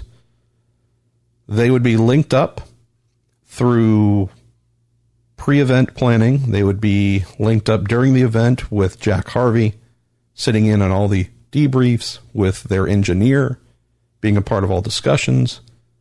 But no, I would say that another just quick note, the plan for 2019, coming back to Pato, was to be 6 cars, 4 full-time at Andretti, 2 full-time at Harding Steinbrenner. So while they've shifted 1 full-time under their banner going into 2020 with Colton, numerically, I don't see much here, Thomas. It makes me think it's outside of any of the plans that they've had or the abilities they have.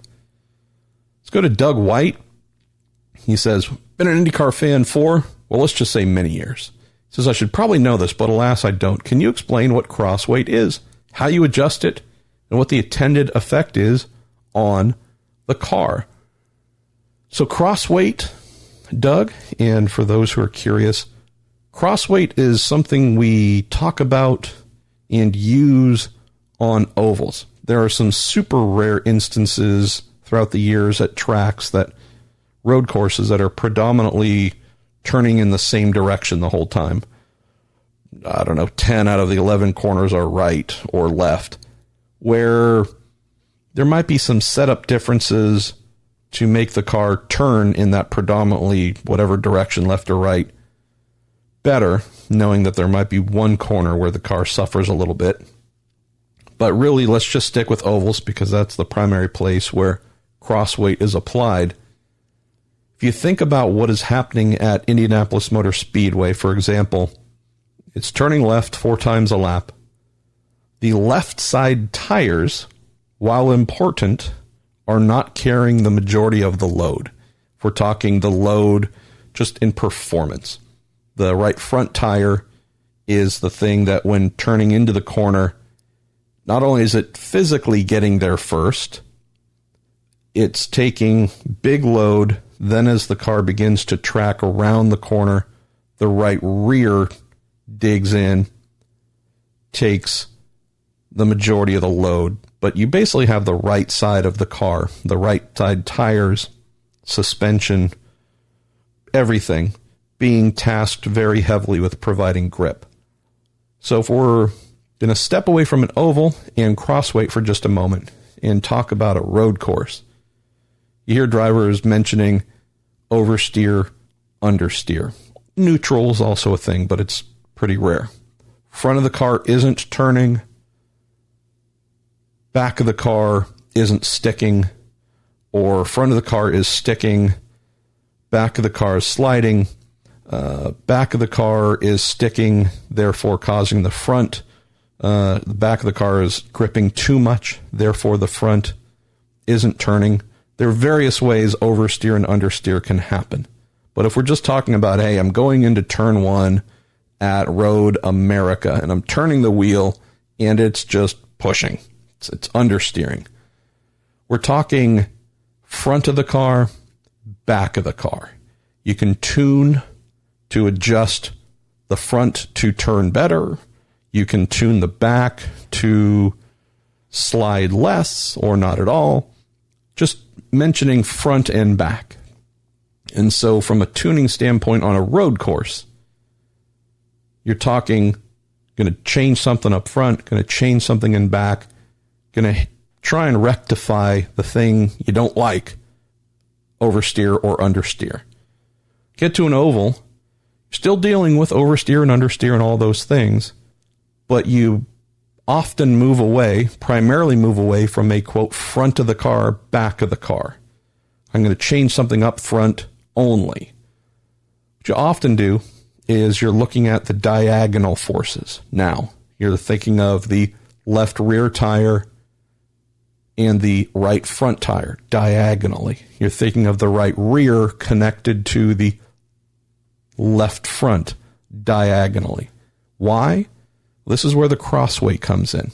So as you are turning left, left, left, how much weight you transfer across the car diagonally, say left rear to the right front, or right rear to the left front, can affect how the car turns, how the car is settled.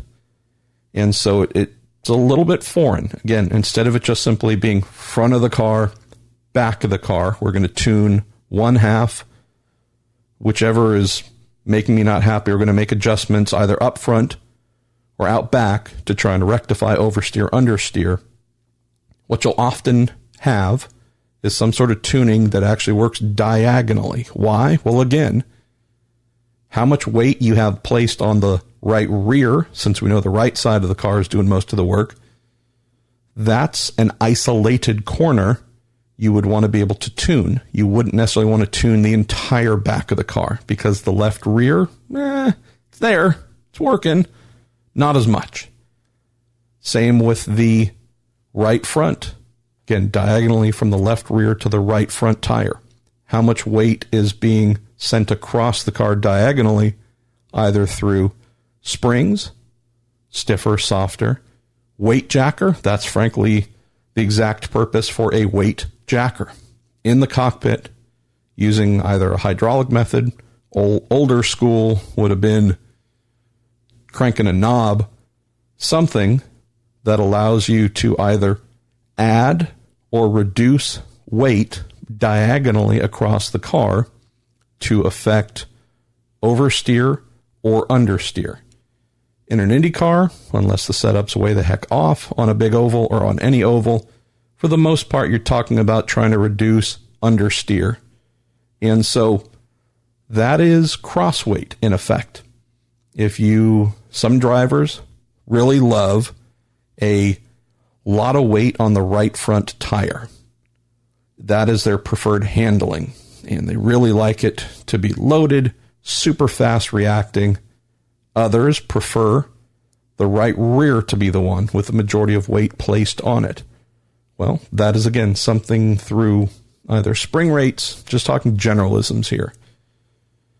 You can do ride height adjustments. You can do a variety of things, but just talking general here, that's where running staggered springs, something where instead of having equal spring rates at the rear and equal at the front, which is common or pretty much standard for road and street courses, indeed, that's very rare on an oval.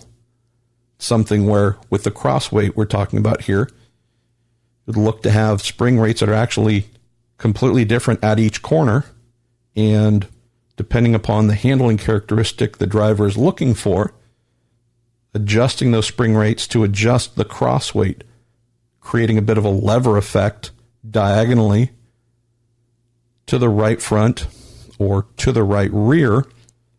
That's by and large what we're talking about when we talk about cross weight. Let's go to Chad Pritchard. Says, is there any relevance between what Firestone does for IndyCar and their road tires? Do they take what they learn from racing and apply it for the product they sell? Or are they in IndyCar purely for the marketing reasons? To my knowledge, Chad, I believe that there's both here. Both, though, with a little bit of modified explanation. So there's obviously a marketing angle to this. Long back to day one type presence for Firestone in IndyCar, the Indy 500. So that's a huge tradition. They market the heck out of that. I'm glad that they do. I think most are. I can't say that what they are learning in IndyCar goes straight to the tires, the Firestone tires you might buy for your road car. But they do, as many manufacturers do these days in motor racing. And this isn't just tire manufacturers, auto manufacturers specifically. It's the engineers. It's the training. It's the cross-pollination that takes place. It's something where someone who works in the road car tire engineering division, manufacturing division, might spend some time with Firestone on the production side with their race products, might come out to the race track.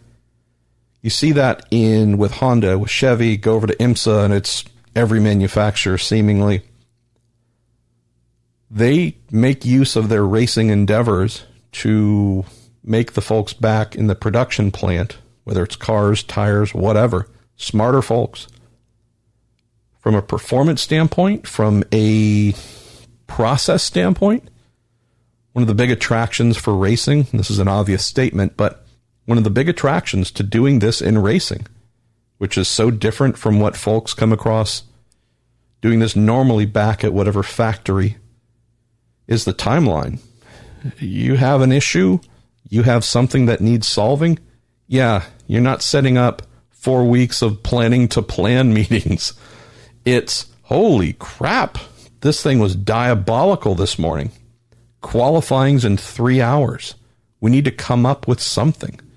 And whether it was the engine that was diabolical, whether the tires were off, I realize that Firestone isn't manufacturing new tires between sessions to appease their teams, but this is something where the just rapid pace of delivery, expectation, everything, that's where you get folks looking wide-eyed. It's always fun when you say, oh, hey, meet this new person here.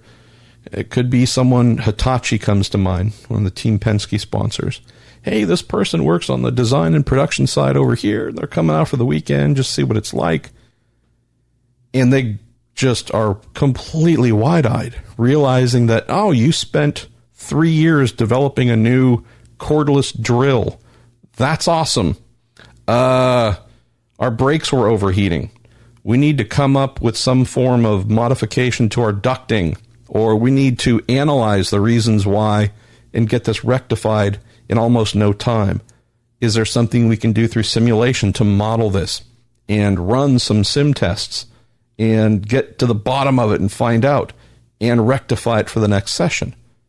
And you see folks who have weeks, months, years in terms of timelines in their head for what they do going, oh, yeah, that won't work. Let me see how you guys do things here.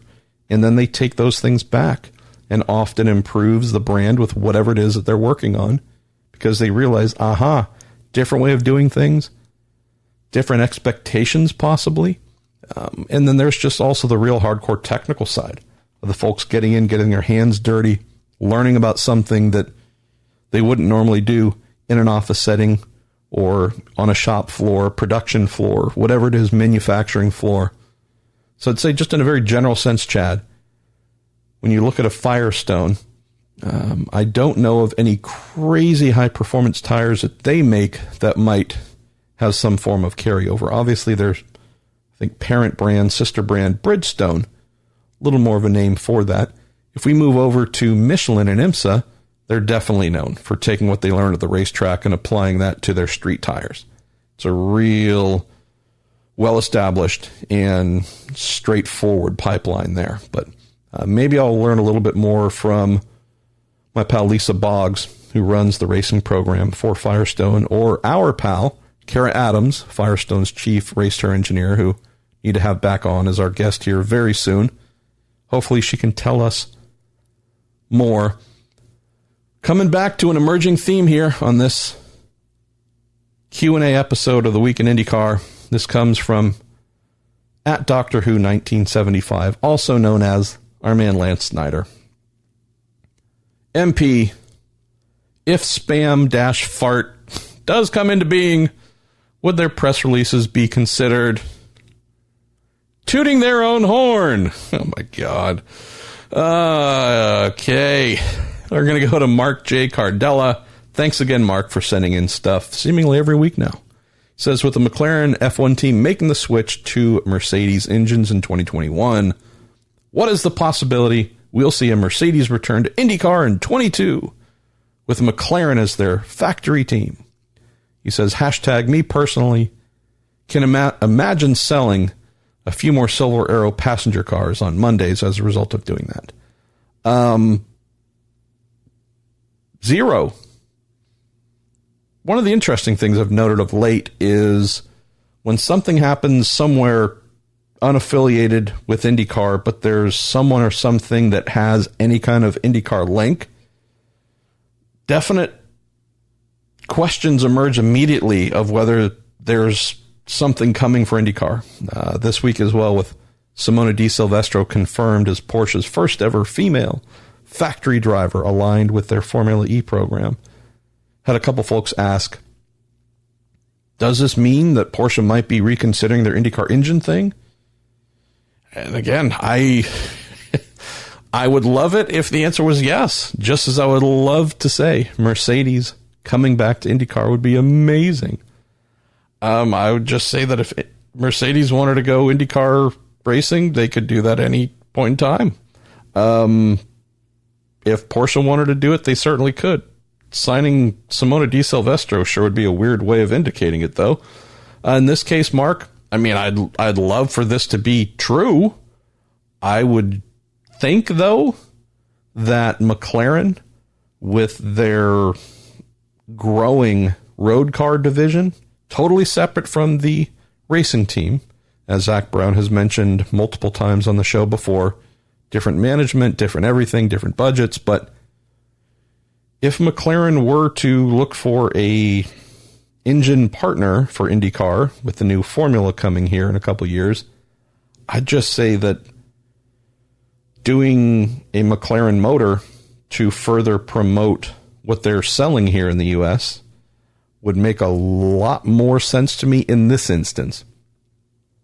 Could another team try and align or try and get Mercedes in? Sure, but will absolutely express my ongoing frustration that other than selling customer cars, primarily their GT3 and GT4 AMG coupe models, one that we see racing in IMSA, in World Challenge and whatnot, Mercedes being involved in factory stuff, yeah, I would love it if someone at Mercedes in the USA had a passion for racing, had the balls to try and do it, because it's been way too long. Let's go to Bryson Frank. Bryson, again, I think this might be the first time I'm reading one of your questions. If so, thank you. He says, I'll try this one again, which leads me to think that this isn't the first time. After you clarified that Nico Hülkenberg wouldn't fit well in IndyCar, which F1 drivers, current or recent, do you believe would be a good fit in the paddock? Hashtag me personally. I'd like to see Hartley get his shot, or more currently, Valtteri Bottas or Pierre Gasly. Well, I don't think I said it, but wasn't saying that Hülkenberg wouldn't be a good fit in terms of talent. I just don't think his personality would be a huge hit with some teams, just because he has a reputation for being either a dick or a prima donna. And then also talent-wise, I think he's extremely talented, as I mentioned last week. I just don't think he would scare any of the leading drivers in the series. So I think he'd be quick. I think he'd be a very good driver in IndyCar. I just don't think anyone in IndyCar, other than maybe Dale Coyne, who loves such things, would be clamoring to see if they could get a hold of him. It's interesting you mentioned which current-ish F1 drivers. Would love to see Hartley, of course. Got a question follow-up here about Hartley, too.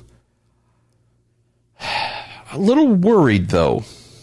I think prior to signing with Chip Ganassi Racing and then Red Bull buying him out of that contract, I think had he stayed in the U.S., I think we would have seen a pretty fearsome and badass driver in 2018. I think after things didn't go super great for Brandon, there's part of me that wonders, not that he is broken a little bit, but just some of that shine was certainly knocked off. And I don't know if it's a confidence thing or what, but the strutting, I'm driving the Porsche 919 hybrid in just, I mean, seriously, one of the world's most fearsome vehicles, and have tamed it, and that's why Ganassi is coming after me and has hired me. I haven't seen that guy since, well, we hope to see it in F1. Just seemed like Formula One might have taken a bit of a toll on his confidence. So while I would love to see him in IndyCar, still, it's only tougher. It's only gotten tougher since he was almost here the first time. I'm not exactly sure he would flourish to the degree that he would have beforehand. I think he'd still be really good. But looking at what our man Frozenquist did, finishing 6th in the championship, really looking like someone who can push Scott Dixon for many years to come, I think the window was perfect for Brendan. I don't know if I would feel the same or say the same if he were to come back. As for who else, got to admit, I'm not seeing a ton of real free agents that jump out to me as great possibilities. I know that before he ended up getting signed by Renault, I was really hoping that Esteban Ocon would be on someone's IndyCar radar. I don't know if he had any interest in it, but I thought that kid showed a lot of potential and never didn't get the ongoing opportunity I felt he deserved in F1. So it's great to see that he will indeed get a chance to continue getting to play. Just trying to think who else jumps out again from the recent F1 angle. I mean, Albon, definitely. Alexander Albon is someone who I thought prior to things there being an uptick in opportunities for him now with Red Bull. I mean, it's amazing to see that, but as things were looking a little shaky there, he stood out to me as someone who potentially would have, really been a great fit over here in IndyCar. Personality-wise, he jumps out to me as someone who I think is pretty light and easy, and that demeanor seems to fit perfectly in IndyCar. So he's someone that, again, prior to things turning in the right direction, I thought might be headed our way, and really thought that we might be in wonderful shape. The one other driver that stood out that I thought might be interesting, and I still think he could be. Maybe, though, there's a little bit of the Brendan Hartley thing of getting beaten down and maybe confidence not being all that he needs it to be, and that is Pascal Wehrlein. I know that he bounced over to DTM with Mercedes after things went sideways in F1. Know that obviously now in Formula E, things have gone okay, but not great. Just a kid where I look at him and say, well, his his healing, his pedigree, pretty darn strong.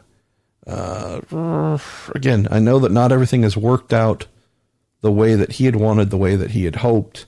Just seems to me that the kid might actually be pretty darn good in a comfy environment. That's the last thing that jumps out here. I think most of all on this topic, Bryson, it's the Alexander Rossi dynamic. Hey, you drove for an okay to really crappy F1 team. You didn't get to show your true potential. You're happy to be in F1, but unhappy that you were stuck at the back of the pack. Your career has petered out. Where could you go to not only revive your career, but in turn, rediscover your passion for racing? I mean, that's the Alexander Rossi plan, right? That's what I look at when I think of some of the folks that I've mentioned, knowing that a couple of them now definitely busy and not able to do it, but that's what I think of. If you can come to IndyCar with a quality team, I think you really find the thing that F1 couldn't offer folks like that, unless you are with a Mercedes, a Red Bull, or a Ferrari. Marcus Ericsson's a perfect example. I know his season wasn't great, but in terms of driver happiness and enjoying life, he's just all smiles. That's why he's fighting so hard to come back. That's why I continue to hear things only positive about staying in 2020. Know that we mentioned last week, Chip Ganassi Racing is definitely among the opportunities there, but he wouldn't be fighting so hard to stay if he was not finding something new that he had lacked in Formula One. So, yeah. Maybe that's exactly what Hülkenberg needs. Maybe he'd become less of a dick. Maybe he'd just really find inner peace and happiness and fulfillment. So maybe all the things I said are completely wrong, and this would be the perfect move for him. Shifting to Joey of the Priuses. This is going to latch on to Bryson's question. Look at that, Bryson. We got a latch on. Seemed like Hartley was one Toro Rosso call-up from being Chip Ganassi's 2018 driver. Is there any interest on either end in bringing him back in the future? I know he's a Toyota driver in the WC now, but does Honda still want him? Not that I know of, Joey. I mean, the Ganassi team really liked him.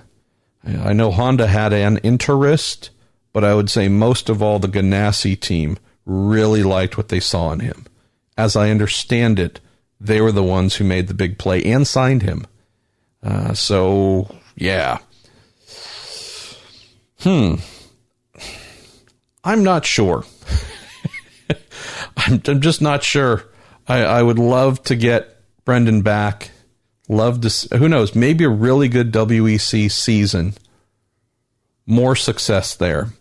Knowing that, coming in as a bit of a reserve driver and such during the recently completed super season. It was good for him, but yeah, full-time gig now, replacing Alonso. Maybe a really good season here will help get his mojo back, at least the one that I perceive as being lacking a little bit.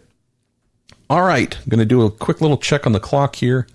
Just a little bit past an hour and 45 minutes, hour and 50.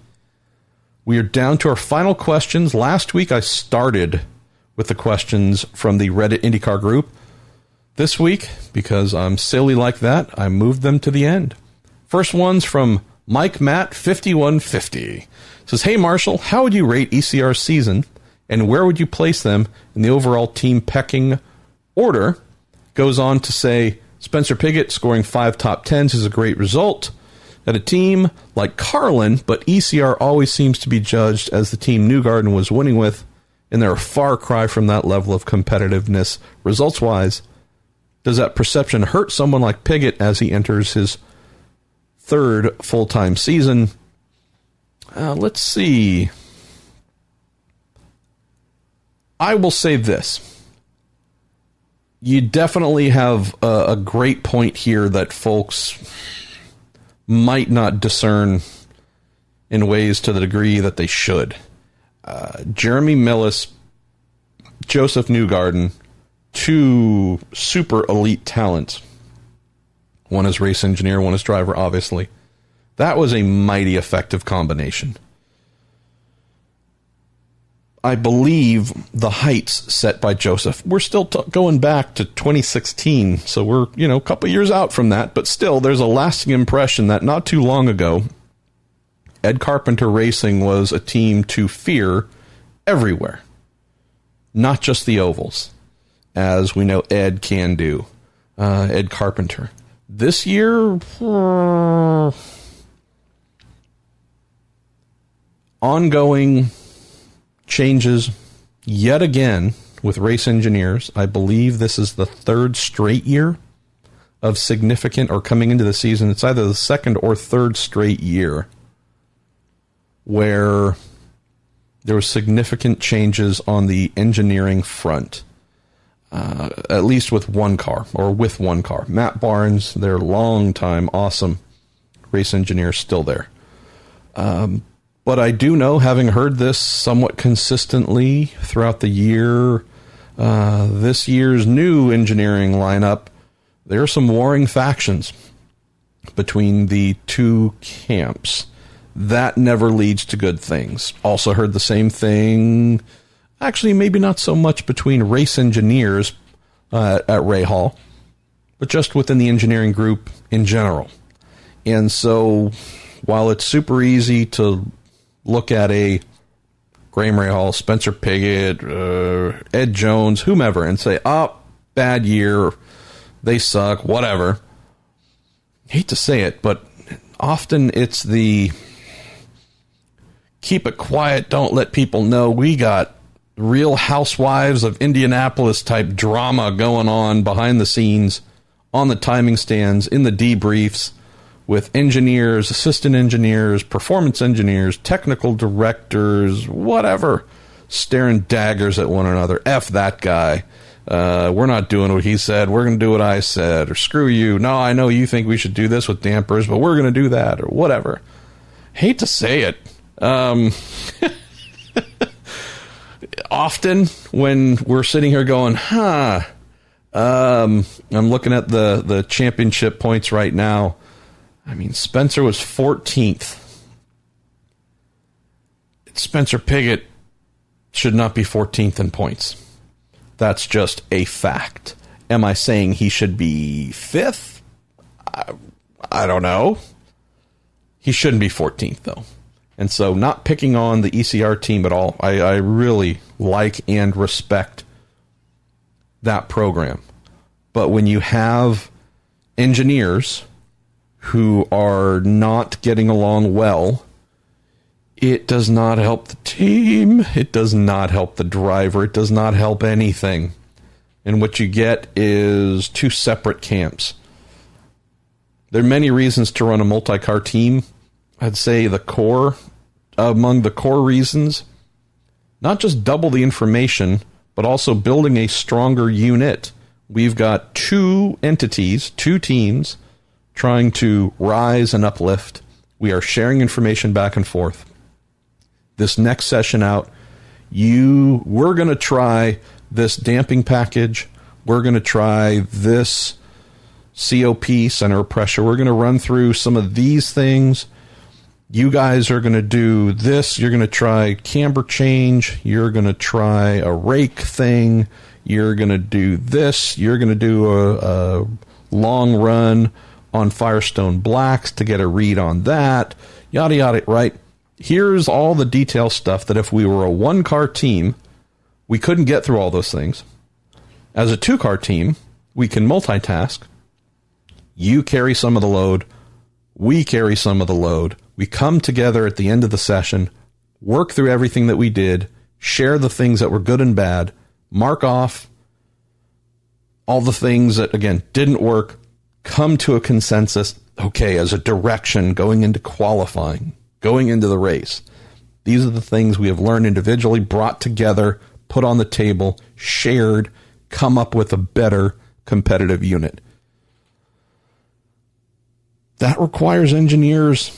That requires the folks in charge of the information and deciding on directions to work together. And when that doesn't happen, or it starts off that way, but it deteriorates, and by the end of the season, folks just aren't talking to one another. You're on a bit of an island, obviously. So you could look at some of the one-car teams, of which there aren't really any true one-car teams. I mean, if we're talking full-time, right? Meyer Shank Racing is a one-car team, true, but they're plugged into Schmidt-Peterson Motorsports. Colton Herta, one-car team, Harding Steinbrenner, yeah, but they're plugged into the Andretti team. Colton's sitting in the debriefs with all the others. Information's flowing back and forth. There really are no one-car teams that are doing anything successfully. We have had a dynamic recently, not this year, but at Chip Ganassi Racing. Scott Dixon, teammate or two, or had a thing going on for a little while where really it was just more or less Dixon. Did have a teammate, might be able to contribute a little bit, but just got to the point where, all right, kind of a one-man band. We need to just dig in and do this ourselves. That's an all-time great, though, in Scott Dixon. That's, a race engineer in Chris Simmons. Seriously, gonna first ballot race engineering Hall of Famer right there. Strategy and mechanics, right? Very unique situation that would allow Scott Dixon more or less as a one-car entry to succeed and win championships and so on. But for the most part, just coming back to the main question here, there's nothing that a Ed Jones, Ed Carpenter, Spencer Pigot can really do if folks aren't working in unison, on the same page, coming up with great ideas together on the engineering front. So, not saying that Spencer was perfect and should have been higher, and wasn't because it was everyone else's fault. He made mistakes. He certainly made mistakes. But, yeah, I would say if I'm rating ECR's season, it was nowhere near as strong as it should have been. And that's because they're a really good team. And the expectations for them are lofty as a result. Ed Jones on Ed's side, yeah, that just didn't really work. We know Ed can drive. I mean, I wouldn't paint Ed as a championship contender, but I wouldn't paint him. I realize, again, he obviously didn't do, there were 4 races he didn't do, so naturally he would have been towards the bottom of the points. But, forget where he was in the standings.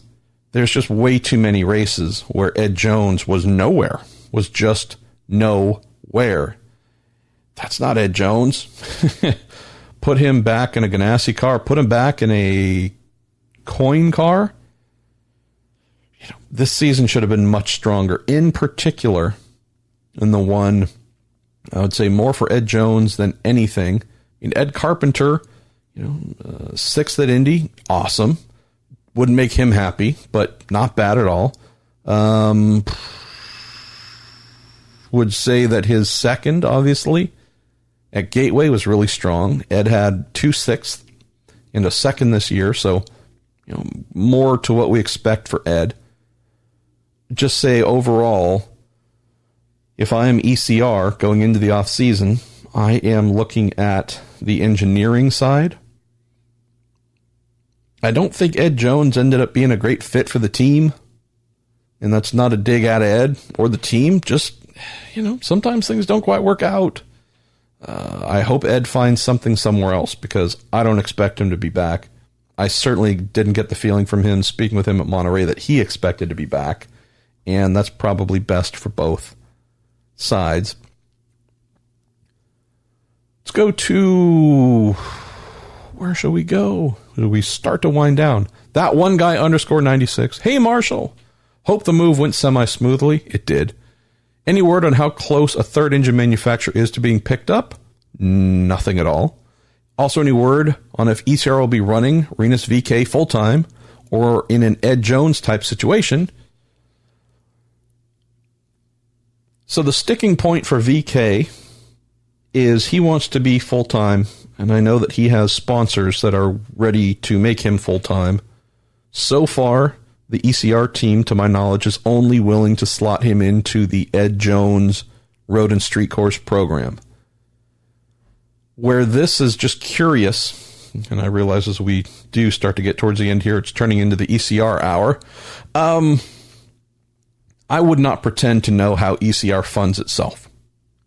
We know that Tony George, founder of the Indy Racing League, heir to the Indianapolis Motor Speedway, we know that obviously Tony in theory could be bringing some money to the program. Maybe he is. I don't know. We know that the person who funded the funds, the Fuzzy's vodka thing, while Fuzzy's has come off the car, have heard that that kind gent is still putting some money into the team. The Auto Geek thing, I have no idea what that is. I know what it is, but I have no idea what it truly is from a funding standpoint. I don't know how they pay for things. We know that Scuderia Corsa brings some money. Don't know if they're going to be back. Got a very tepid kind of non-answer from Scuderia Corsa co-owner Giacomo Mattioli when we spoke in Monterey. I mention all this because we expect Spencer Pigot to be back. We know Ed Carpenter's going to be back.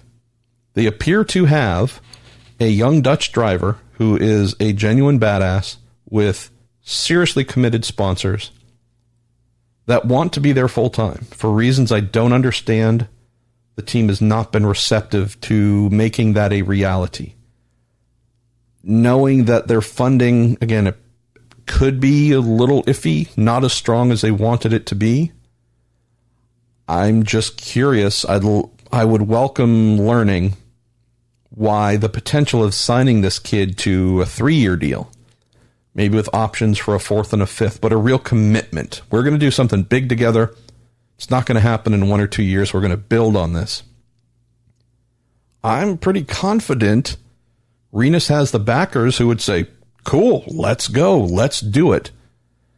Knowing what I think I know, which could be wrong, but my biggest question of late has been, man, if you've got someone who wants to be with you full time, is ready to bring the money, can bring the money, can probably bring heightened financial stability to your team to make you better, to allow you to hire more engineers, commission more engineering projects, more R&D stuff to get you closer to the big 3. Running 2 full-time cars for Spencer and Renus, and then having a 3rd part-time car, 4 ovals for Ed. If I'm looking long-term, that's the decision I make. And this is just putting on my former team manager hat. That's the thing I do that tells me I am making my team better, stronger, more secure. If they don't, there must be a reason they can think of that I can't to not do that. So it makes me think Renus, who I saw more than once chatting with some Carlin folks at Monterey, could be one of many hoping to be with Trevor Carlin's team next year. We'll see what happens. Yeah, I don't understand this one. I really don't. One from Business-Travel. Hey, MP. More of a personal question. Changing here. How is the new home working out for you and Mrs. Pruett? Best wishes and thoughts are with you and your wife. And also need to mention here that many of you have added similar well wishes and such, and I haven't read them just because I want to try and keep things as tight as I can. But thank you for sending those in each week, as you have this week. It's pretty awesome. It's going okay. We've had a pretty busy week. Today's Thursday? Yeah, so we've been here a week and a day. My wife came home last Friday, so tomorrow's a 1-week anniversary of that. It's been pretty busy. I'm mildly concerned and distressed by the amount of unpacking that hasn't been done. Again, things have been pretty busy. Not super on the work front, just more on the appointments here, appointments there, running around. A lot of external activities to do. Heck, I spent all of Monday in our old townhome with that being cleaned and taking things to the garbage, trying to get a car smogged and then get its tags, and a lot of wrap up things there. Tuesday was busy doing some other things. Yesterday, we spent most of the day on the road, driving here and there, doing all kinds of things. So that has just kept me from being able to unpack a lot. So my goal is to get into that hopefully this weekend.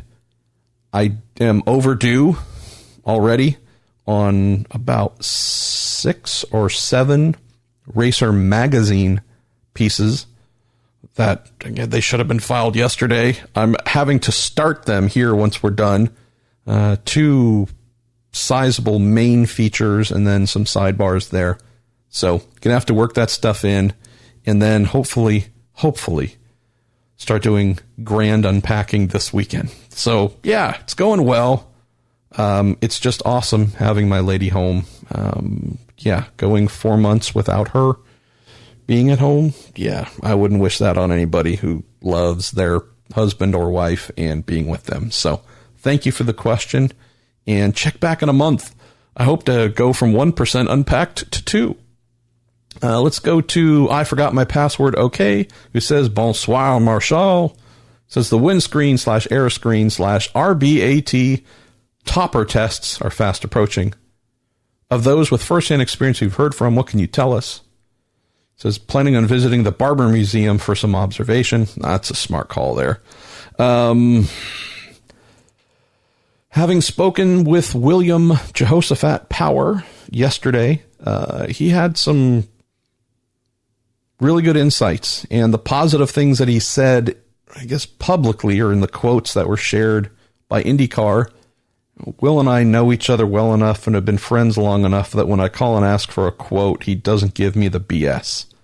And I know that because he tends to curse throughout his answers, knowing that I'll clean them up. So if he was truly trying to, fudge his answers or give me the PC version, then yeah. So just in an unfiltered response from DJ Willie P, what he said about we could race this thing tomorrow. It worked great. It was pretty much all good for me. There's some little detail things to work on. That's the exact thing he said to me. Just went a little bit deeper in mentioning some of the detail items. He said up against the wall when he got really close to, say, the turn 1 wall before carving left into the corner. He said there was a little bit of visual oddities. A little bit of something that wasn't perfectly in focus. So he said he wasn't sure. He says maybe if we're on a street course and we're, again, jammed up against the wall, as you would often do before turning or while cornering, he says, could there be some little areas that might not be perfect? He said, yeah. He said one of the main things he spoke about was the tear-offs and how those need to be applied perfectly. Sometimes you might notice if you're watching a sports car race, maybe even a NASCAR race where they have the tear-offs on the windshield, sometimes you'll notice bubbles. And that's just from being applied imperfectly. I don't want to say incorrectly, but just you try and get all the little bubbles out. It sounds like there might have been a couple of little ones on the aero screen on Will's car, and he said in those areas where there were little bubbles, where things weren't perfectly, all the little air pockets taken out, he says those little areas really were the ones where you had problems. So that makes sense. Another thing he mentioned, which I found to be interesting, was glare. He said there were some glare issues that needed to be addressed. He said it wasn't just a case of the sun beating down on the aero screen glass. He says it was also from inside the cockpit. He says, tried some different things. I said, what about matte? What about going from, a gloss paint finish on top of the Dallara chassis to matte? He said, no, actually, we tried some things, tried one thing that was in a matte finish, a non-gloss, and he said, still, there was some glare and reflections coming off of it. He said, the thing that we tried that helped, that really fixed the problem, was using felt. So actually applying whatever that is, just that kind of soft felt material on top of the dash, on top of the chassis, says that took away the glare problem. So just little things like that where he said, this helped work through some things, highlighted some other issues. He mentioned the air ducting coming into the cockpit. He said there's some work to be done there. He said it was a really hot day, but it wasn't an issue there. But he said that's mainly because the work rate inside the cockpit's not super high at Indy. He said on a hot day on a street course, for example, he said, could really see needing the air ducts at the base of the aero screen to be more optimized. So I'm not sure if it's a case of breaking them down into little individual nozzles that you can point where you want, or maybe if where the air was being routed was more above than at his face. So just seemed like there was a little bit of work there to be done. Mentioned this on Twitter, and this was the thing that blew me away. Because while we were talking, he just mentioned randomly had a bird strike during the test. And I said, what? He said, yeah. And it apparently, this is one of those things, one person on social media was like, I need proof of this. And I think they were joking, but it might sound like something that was made up to prove that it was needed. But again, while this was an on the record conversation that I would use, and I'm using some of this for the print story, this is just Will sharing things. Mentioning that he had the bird strike and it hit right in the air vent itself. So at the base, right at the top, running flat along the top of the tub itself, and went right into the air duct and kind of shredded itself. And he said his mechanics found the bird's claws, its feet, behind his head, rammed into, I guess, the rear portion of the aero screen that kind of extends across and mounts to the roll hoop. So, I'm not saying it would have hit him in the helmet. I'm just saying that if it came down the pipeline like that, kind of down the center and went into that region of where the air duct is, without it in place, would it have hit the advanced forward protection device, the AFP, if that was there? Probably.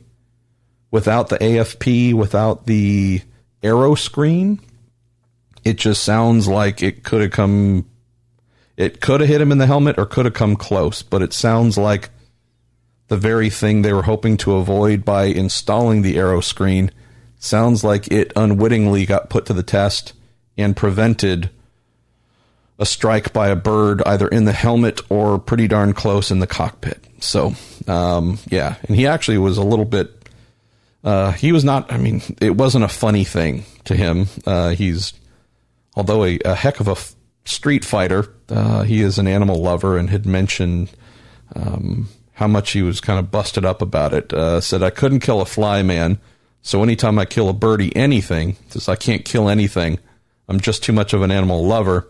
So it sucks when you kill them. He also mentioned, but the bird wouldn't have known what happened, and just referring to the rate of speed that it happened.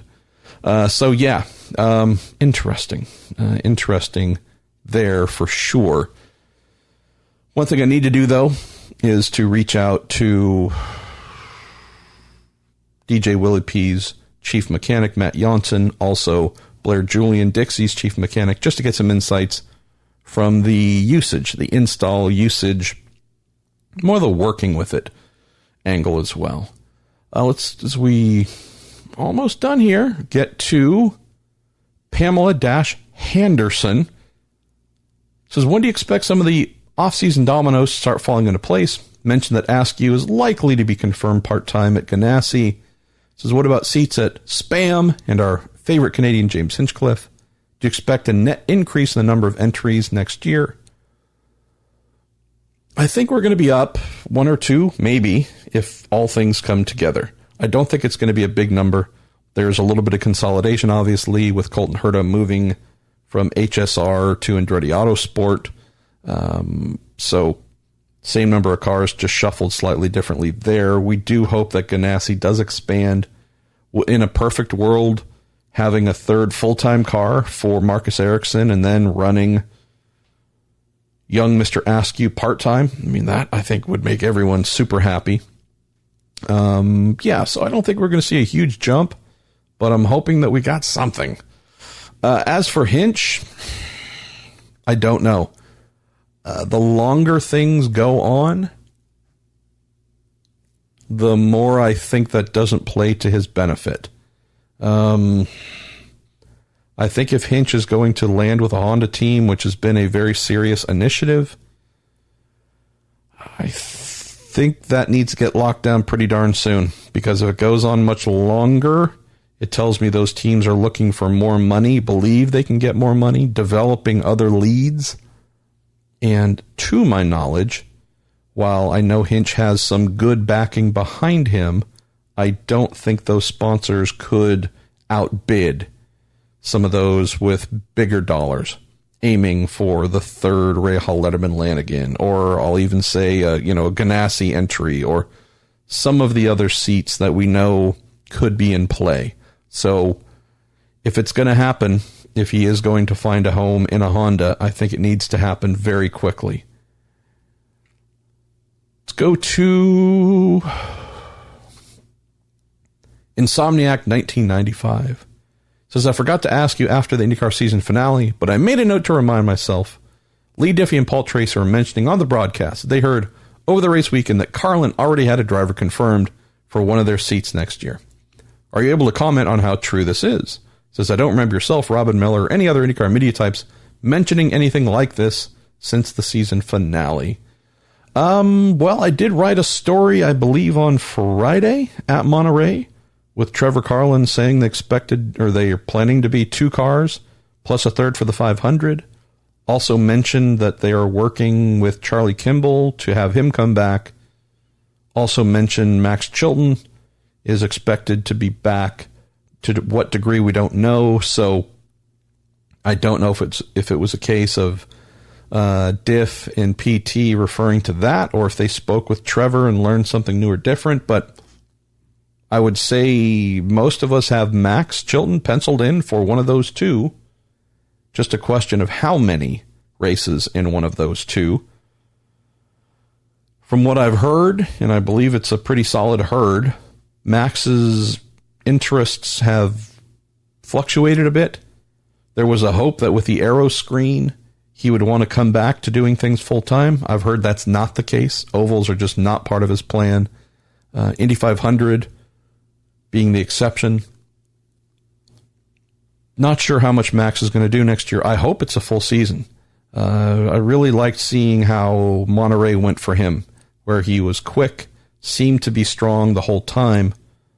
Obviously, if we're just talking straight up race results, Max finishing 13th at Monterey wasn't exactly a celebratory thing, but at Portland and at Laguna, after being off for 2 races, he just looked really quick and settled, and I think those are really positive things. So I like Max. I know that there's some fans who don't, but when he's comfy and in the right headspace and everything's working properly around him, the guy can be very effective. So just for his sake, for him to come back and just have a better season, I'd love to see it. So I think that might have been the quote, one driver that they had in mind is coming back. Trevor also thought that Charlie Kimball's primary sponsor, longtime sponsor, Novo Nordisk, might be willing to step up a little bit, knowing that they took a step back in 2019, so maybe that could be a thing. What I'm happiest to see develop is, I think we were in a place mid-season with Carlin, especially after Chilton decided no more ovals, where there's big question as to how do we get to the next race. Of course, they could spend some of their own money to do that. I'm sure they did. Chili Chilton, co-owner of the team, Max's father, helped make sure that the second entry was on track, so they filled all their leader circle obligations. But there's definitely a feel of who can we find to keep both cars on track for a little while there. What I love about what I've heard and what I'm seeing a little bit is I think there could be some real competition to be in one of the Carlin cars. I already mentioned that Rinus VeeKay is someone who might be a really nice fit there, and I know had some discussions there. Marcus Ericsson stands out as someone for sure who could be a good fit there if things elsewhere do not pan out. I think there's a couple of drivers for sure. Ed Jones is another one. Some might be part-time. Some might be full-time. I think we could have a scenario with, I'll just call it Max's car, where could we consolidate things? Where since Charlie is the oval, primarily an oval specialist, demonstrationally, that's what he's shown us. Could he be kind of the permanent Max on the ovals in Max's car? And then, who knows, do some more races, depending on how many, if Max does want to do all the road and street courses. Again, for all we know, Max could be the third driver at the Indy 500 only. Again, not sure. But seems like you could consolidate 2 drivers, maybe even 3, into, quote, Max's car for the season. And seems like they might actually have some nice interest in folks wanting to be full-time in their second car. I've heard of enough folks looking for seats. Not all of them necessarily have the funding for the full year, but I think they could, if they wanted to, run a third car at a number of races. Just because there's more people walking around looking than I anticipated there being at this stage of the year. All right, we've got 2. Well, actually, we've got 1 to go, because ended up answering the last question almost at the outset here from L. Jones Areno. We're going to go to Timely Tough 7, who says, Mr. Pruett, how are you doing this fine morning, afternoon, and or evening? Well, I started in the morning, and I'm finishing this up. It's now early evening, 5:32 p.m. Says, I want to get your thoughts on the James Hinchcliffe and Honda Canada relationship. It has become a custom at the end of each IndyCar season for the last 4 years or so now that I remember, where Hinch does a PR tour with Honda Canada throughout Western Canada in particular. Tends to create quite a buzz up here, considering he has helped with the car launches at dealerships, new Honda models being released at trade shows, promoting Honda, their relationship with IndyCar and morning talk shows, etc. Plus, most people up here know him as that Canadian dancing race car driver. What I've found interesting is, up to this point, however, is the fact that there has been no announcement or promotion around a James Hinchcliffe and Honda Canada PR tour across parts of Canada. For the last few years, we've always got promotions around Hinch doing a bunch of PR work here with Honda right around the end of the IndyCar season. This year, it's crickets. Not sure if I'm reading too much into this or not, but I was wondering if you could comment on the situation. Does this have to do with the situation next year? Are James's 2020 plans taking up a lot of his time this off-season, i.e. switching teams, that he is unable to do his annual PR tour across Canada with Honda? He says, thanks always for the great podcast. Well, that's kind of you to say. I wouldn't say it's great always, but I aim for good, and then I'm surprised when it's better. I can't give you a whole lot that's new here, just because Mr. Hinchcliffe hasn't really been saying a whole lot about this. I know privately, very privately, the ongoing efforts to try and find a Honda home remain.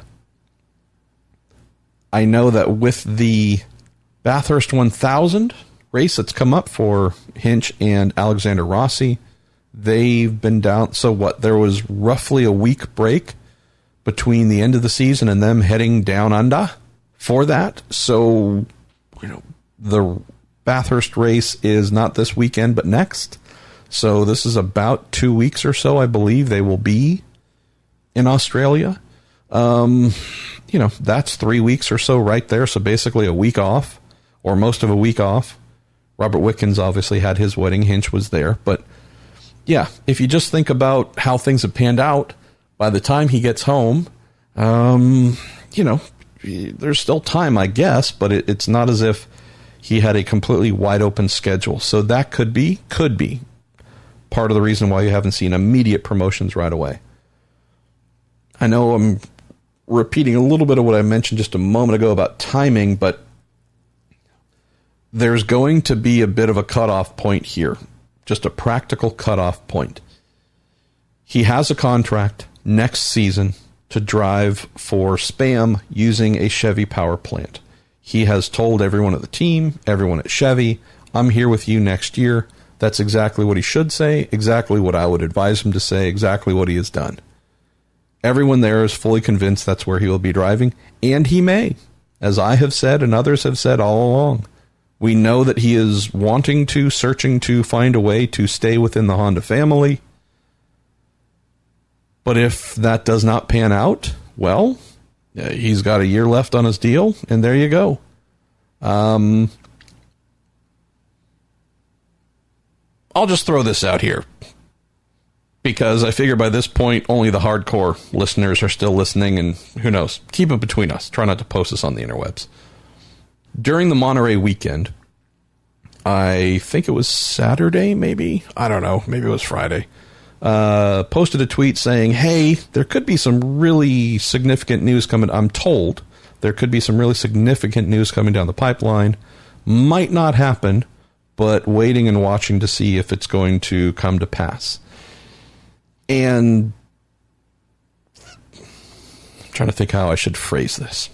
This is the trying to remember to use the word allegedly when stating something that you kind of sort of know to be fact, but you want to still present it as allegedly, possibly, to not make it sound more serious than what it truly is or was. Allegedly, there were thoughts and plans to possibly announce Hinch's formal relationship with Honda. That being something that came as a result of conversations where there could have been an announcement over the Monterey weekend that a split, a separation, has been achieved, freeing Mr. Hinchcliffe from the final year of his contract, allowing him to join the Honda family for next season. I guess we could also say remain in the Honda family next season. I don't want to say there were solid sources on this. There was a lot more than that. It wasn't just, I heard this in the bathroom from a guy. Well, wait a minute. You might be asking why I'm hanging out in the bathroom trying to find rumors. We'll leave that alone right there. We're just going to park that and forget it. This wasn't a rumor. It was hey, keep your ears tuned. There might be something coming that you really would want to pay attention to and write about. And it was efforts to hashtag free Hinch. This part, a little bit of an assumption, but I've heard this from a couple of sources, that there might have been discussions on, hey, so buying your way out of the final year of your engine supply contract, why don't we maybe modify that a little bit? So maybe it's less of a financial thing for you, and in exchange, you let our man Hinch out of the final year of his contract. And that would make it a lot easier for him to find a home within our camp. Didn't hear that. Makes me think that did not happen, or makes me think maybe those conversations are still ongoing and they didn't reach the culmination they expected to. But I know this is a little bit left field on Honda Canada and promotion stuff and whatnot. Mr. or Mrs. Timely Tough 7. You never know with many internet screen names. But I can tell you that I started writing a story, didn't get too far on it, just wrote the bones of it, of Hinchcliffe released from final year of contract, expected to be confirmed at a Honda team. Didn't happen at Monterey. In terms of it being announced, leads me to believe that either didn't go anywhere, or they just needed more time to talk through it, walk through it, negotiate, get contracts drawn up. Who knows? So it could be dead altogether. It could be ongoing. I'm not sure.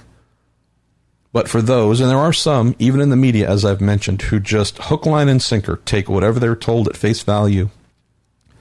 This isn't one of them.